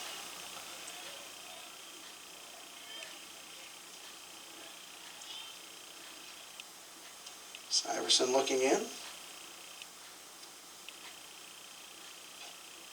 And swing, and a man got just a piece of it. And the in and out of the glove of Skrine. So Rasmussen stays alive. Big game going on down in Murray, Kentucky between Southern Illinois and Murray State. Murray State trying to move up to the 5th spot. Threatening right now, down a run in the 8th. We'll keep an eye on that, give you an update before we go off the air.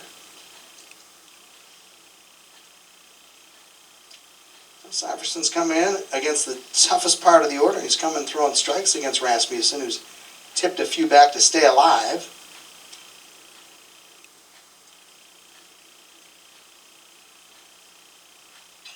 And this one hit to center. Ryan coming on, and he can't get there in time. Another base hit for Rasmussen. That's his 3rd hit of the day. Has done a ton of damage this weekend. That's now 6 hits for him on the series, and it seems like we've talked about the top few guys in this Illinois State lineup. It seems like you can say that about pretty much all of them. They're all, 5, 6, 7, 8 hits on the series. Here's Pasella. Now the runner goes, throw to second is high, and he's in there. And that's where Syverson's an unusual spot you're in. If he turns, he fires the ball to second, he's going to get him. Again, he does not. It's a freshman on the mound, and a very good, very speedy base runner in Rasmussen. His 3rd stolen base of the game, now 25 on the season. Yeah, he jumped the gun. Syverson did the right thing. He stepped off the mound. He's got to turn and fire that ball to second. With the speed of Rasmussen, put a lot of pressure on him. And he sort of babied it over there. And the throw was high. And then there was no chance. Now it's 1-1 on Pasella. Rasmussen already came into the day leading the Valley in stolen bases and just pushing his total up. Now he leads 2nd place by 5 steals on the year. Should be safe. No pun intended. 1-2 now the count.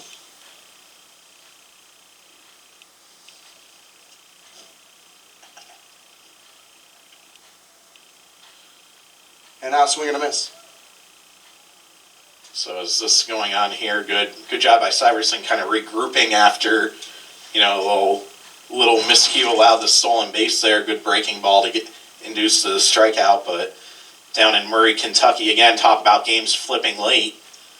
SIU was up 2-1 in the 8th inning. Murray State just took the lead with a 2-run single in the bottom of the 8th, now up 3-2.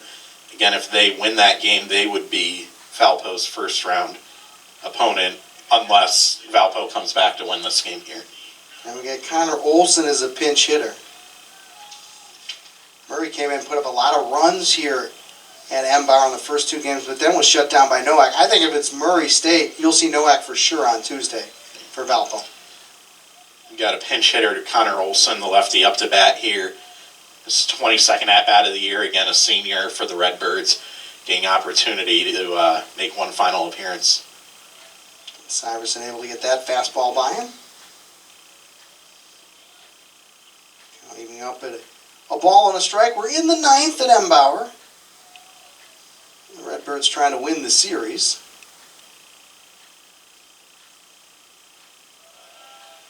I just missed.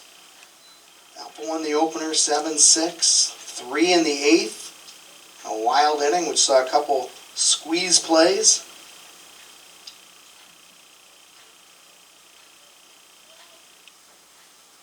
Here's the 2-1. Big sweeping breaking ball and a good one from Syverson. And just a freshman. Certainly will be given more opportunities next year, you at least would think. Here's the 2-2.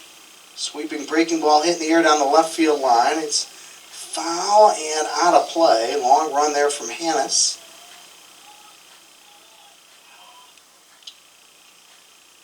Count will remain 2-2.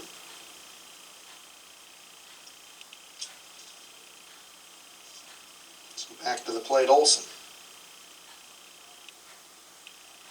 Chang is on deck. He's had 2 more hits today. That one up and in. Olson's worked the count full.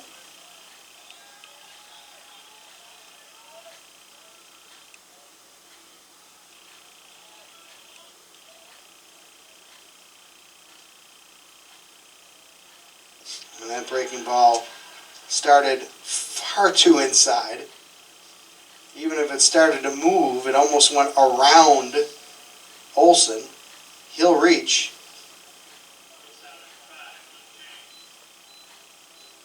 Now Chang up. So good job by Olson staying alive off some good pitches. And look how far out that starts. They're going to run for him here, give him his exit.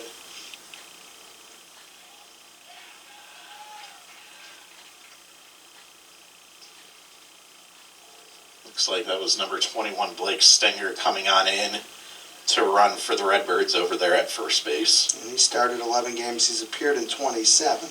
But the first we see of him this series.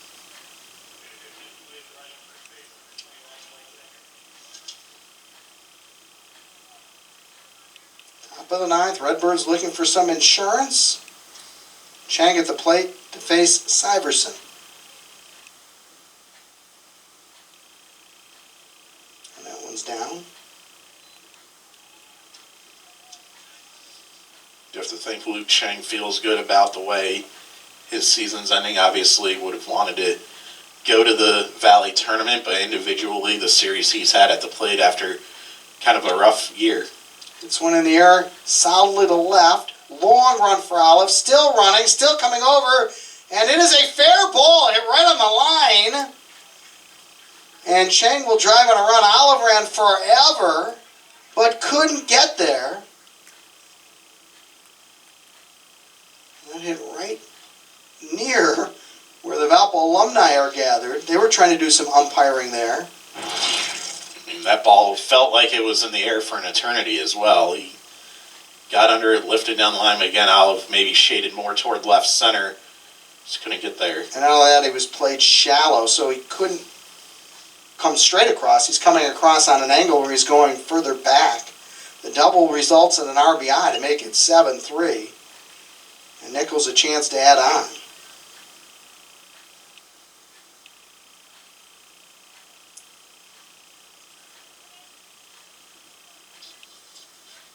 Valpo playing back, one out. They're down 7-3 here in the ninth inning. And Nichols 1 for 4 with an RBI opportunity right now.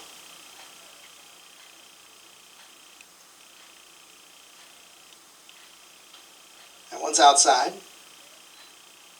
Count goes 2-1. Flores awaits on deck. 1 in the first, 3 in the fourth, 2 in the seventh, another one here in the ninth.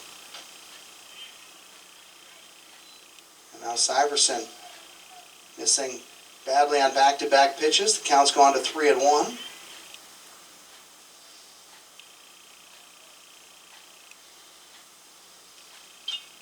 That one hit right up in the air, and it will come back here. Right over the top of us, and the count now full 3-2.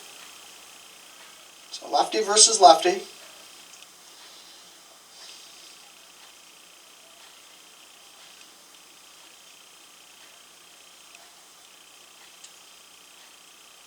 Fastball hit down the left side, and does Hannes have a play?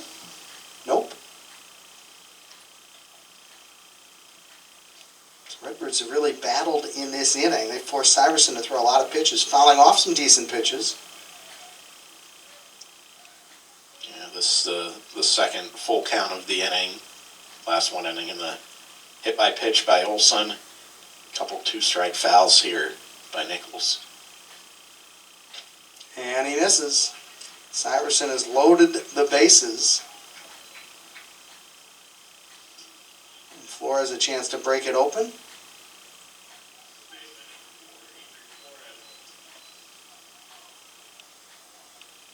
And Valpo starts to get some work in the bullpen. Looks like Josh Spencer getting an opportunity to throw down there. Brian Schmack, I'm sure, hoping he doesn't need to make any more changes here. Bases loaded, 1 out. Valpo's down 7-3.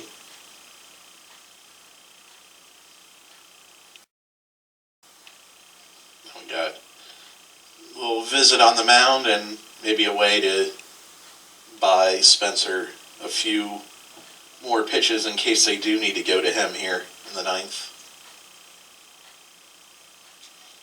Flores has reached twice, but he's still looking for his first hit. Walked in the fourth, hit by a pitch in the sixth. Oh, no. You're right, they are going to make the move. You are right, that was a signal from the dugout to kill some time. Now Spencer says he's ready, and with that, that is the move. So Spencer's going to come into a difficult situation, and we'll talk about it when we return. We're in the ninth, pitching change with the score 7-3. Redbirds, you're watching the Valley on ESPN. Oh, In the ninth, and now Southern. hold that thought. Just as we came back from break, Murray State locked it down, closed out a 1-2-3 ninth inning. So that is final now. Murray State beat SIU 3-2, literally just as we were coming back. With that result, Evansville's the 4 seed, Murray State is the 5 seed, UIC is the 6 seed. From Valpo's standpoint, unless they can mount a rally in the ninth inning here, the relevant part there is they would play Murray State at 5 p.m. Central Time on Tuesday afternoon in Terre Haute. Boy, Murray came in here swinging some big bats, and that ended up being a Saturday, Sunday, Monday series, I believe. And Murray won handily in the first 2, but then Bobby Nowak shut him down in game number 3. And that would lead me to believe that Nowak, who's thrown just 1 inning this weekend, would start on Tuesday. But again, I've been wrong before. I'll be wrong again. It would make sense. You got Josh Spencer out of the bullpen here. The righty 1-0 on the year in 6 appearances and 11.25 ERA. He's tossed 4 innings coming into today, 7 hits, 5 runs, 2 walks, and 3 strikeouts. Hard throwing right-hander, Faced with a tough situation. no doubt about it.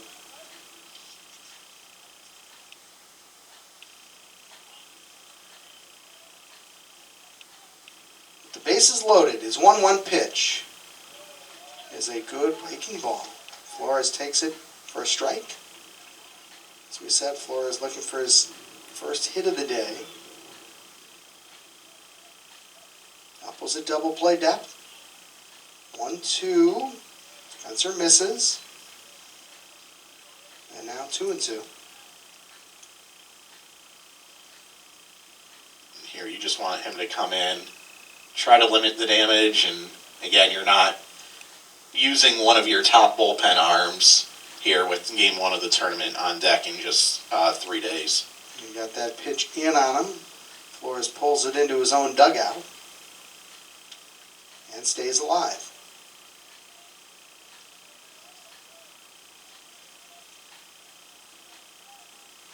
Nowhere to put him. The bag's loaded out of the stretch. Breaking ball hit in the air towards the dugout. That one will sail out of play.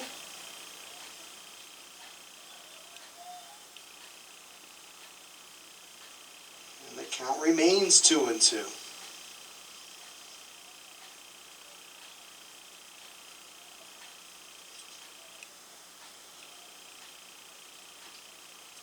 Flores battling, as is Spencer.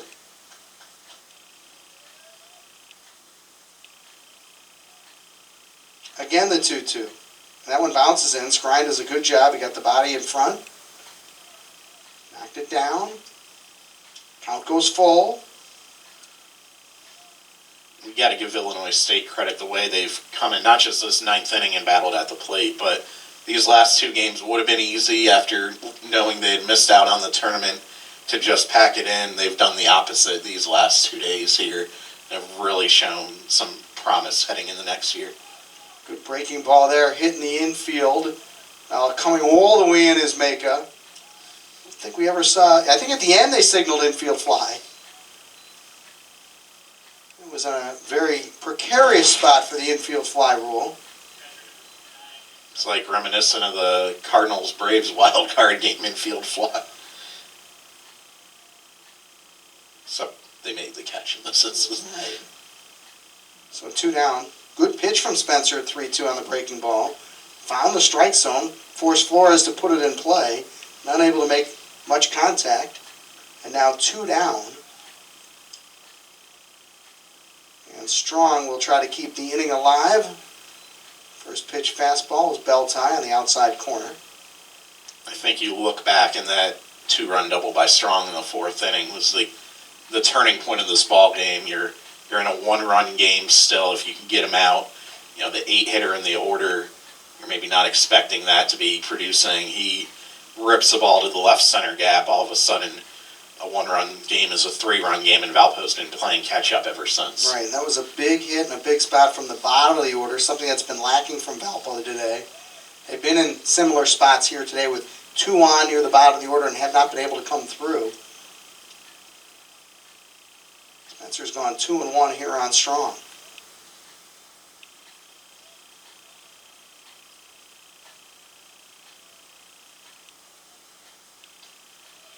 And that time he found the outside corner. And it's now 2-2.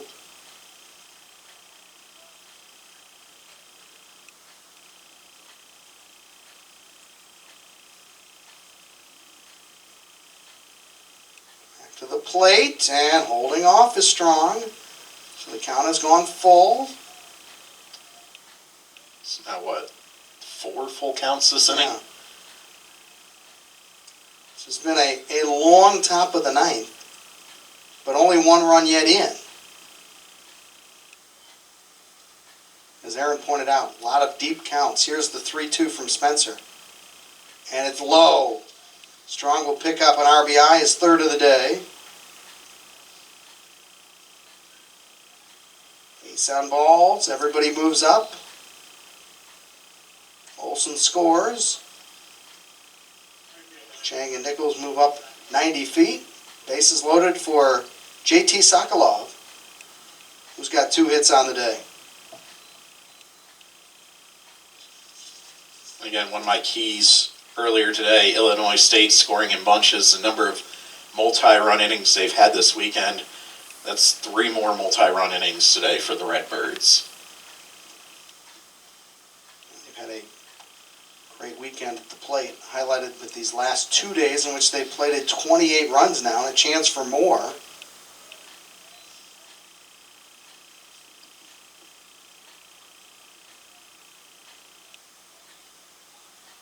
Now 1-1 on Sokolov with the bases loaded. Spencer delivers. That one's well outside. Chang, Nichols, Flores all aboard. Lawrence is on deck.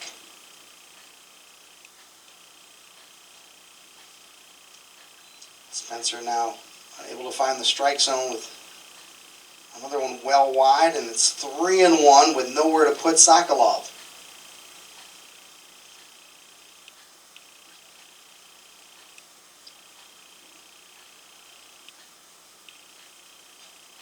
He's swinging maybe ball 4.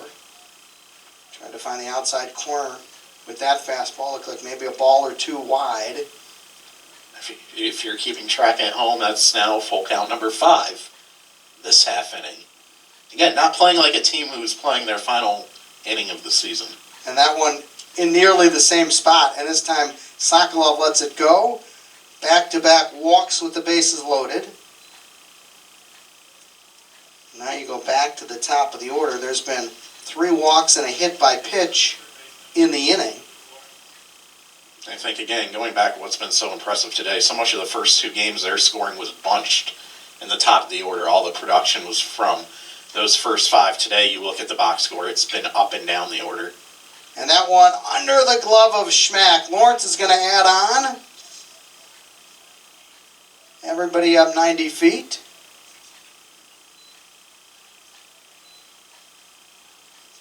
And now 8 RBIs on the weekend and 8 runs scored for Lawrence. And 9 hits as well. Not bad. Just a casual 3 days at the ballpark. And Rasmussen comes up as the 10th hitter in the inning with the score now 10-3. Well, Aaron, this game in some ways a microcosm of a lot of what has gone on for Valpo. They just starting pitcher will keep them in it, but just too often the bullpen can't hold them within check. Yeah, and again, the offense just hasn't come up clutch today in those runner in scoring position situations. But I think there are some bright spots to take away. I think the performance of Career. I agree. You look at the way, once again, Caleb Hannes getting back into the groove at the plate. He's looked really good all weekend again today at the plate. A good breaking ball there from Spencer, and he catches Rasmussen looking. But a big force spot by the Redbirds here in the top of the ninth. We head to the bottom half. With Valpo trailing 10-3, you're watching the Valley on ESPN. There you see the damage the Redbirds have done. They've hit double figures for the second straight day. And the Redbirds go to the pen. Eric Kubatowicz to finish it out. Valpo's got the top of the order. 7 runs to go. And if Valpo's unable to mount a huge inning, they'll play Murray State. That's 5 o'clock Central Time on Tuesday night? Correct. Opening round of the Valley Tournament. We are guessing the Beacons would go with Bobby Nowak on the mound against Murray State, but that's all it is a guess. And the decision certainly hasn't been made. You see the relief pitcher, Eric Kubatowicz there. 4-3 on the year, 6.43 ERA in 17 appearances, 28 innings pitched, 28 hits, 21 runs, 25 strikeouts. He got the final out for the Redbirds defensively on Thursday in Valpo's win. And it's a brand new battery as senior catcher Dylan Swarmer getting his opportunity to close his collegiate career behind the plate with one final inning here. 1-1 on Ryan. Still looking for his first hit of the day. Hits one to short. Chang gobbles it up. Throws in the dirt, and it is past Flores. So Chang moving to his right. And he's got to make the throw across his body. And moving quickly. And Chang, who's one of the top defensive shortstops in the Valley, unable to get enough on it to get it to Flores. Yeah, I think, haven't seen the signal yet. I think that's got to be an infield single, just how far away he was trying to gather his momentum and make that throw across the body. So Ryan is on. And it did go down as a hit for Valpo, I believe. Brandon Vickery's still debating. Oh, he's debating, you're right. I didn't see the error pop up there, but I just noticed you're right. We don't still see a hit up there. Very close. Let's see if Alex Ryan gets a hit out of it. Meanwhile, Tucker's quickly down 0-2. It doesn't eventually go as an error. Ryan's goes. They're not holding him on, so he'll just take second. Fielder's indifference. 1-2 to Tucker.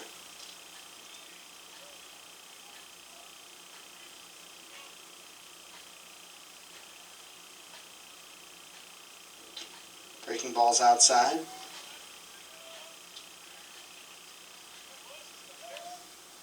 Schmack on deck. Valpo needs base runners. Redbirds did have a 7-run inning yesterday. No activity in the bullpen now for Illinois State.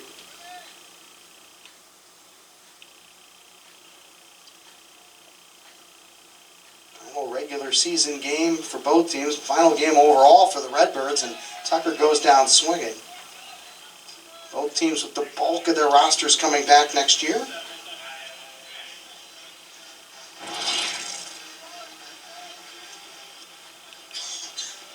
Tucker finishes 2 for 5 for the day. In all likelihood, it's done for the day. Meanwhile, Schmack's had 3 hits.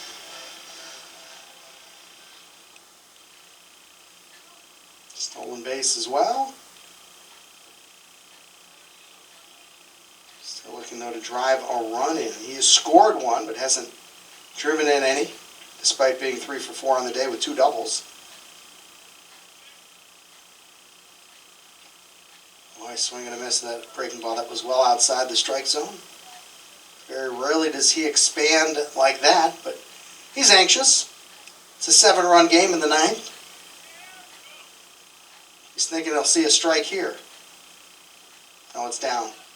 Now it's 2-1. Kupato's trying to finish it off. Redbird's trying to finish with back-to-back wins.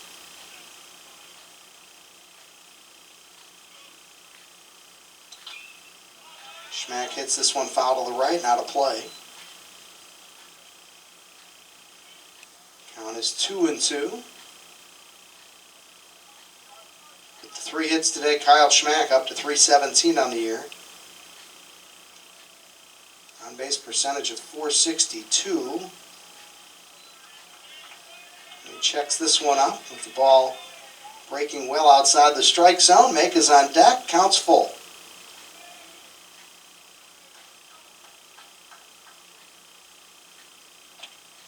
And he went, actually the ball, according to the home plate umpire, Jeremy Hosier, tipped off the Schmack bat and into the glove of Swarmer. Let's get a look.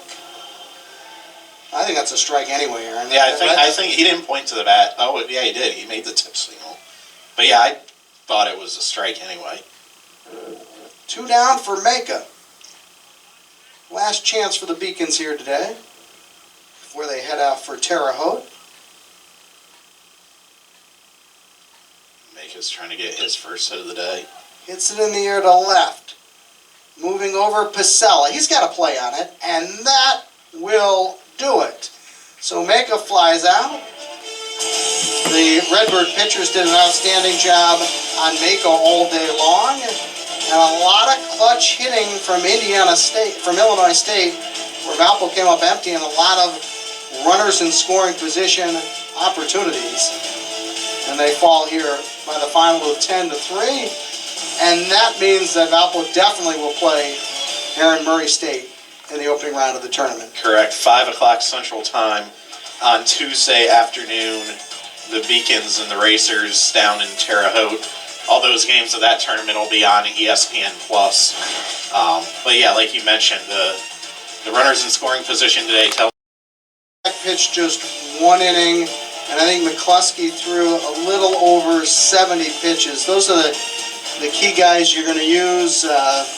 Again, we would only be speculating on how they're going to do it. I think it makes sense for Nowak to go in game 1, but again, I'm not making that decision. Yeah, no matter which of them does go, they're going to have their normal rest. There's going to be 4 days between appearances, whether it's McCluskey, who threw 72 pitches, or as you mentioned, Nowak coming in for that save in that game. So no one's going to be going on short rest right off the bat for Valpo against Murray State. Well, Redbirds end up taking the series, and give them a lot of credit. As Aaron pointed out, and we've talked about it, they could have folded the tent.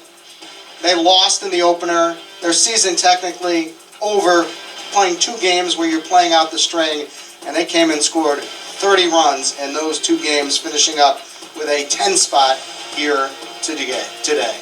Great job by our crew all weekend long. Core and Leverage producing this one here today, but boy, makeshift lineup for our crew did a great job all weekend long. For Aaron Levitt, Todd Eichel saying so long from Valparaiso. Final score from inbound: Illinois State 10 and Valparaiso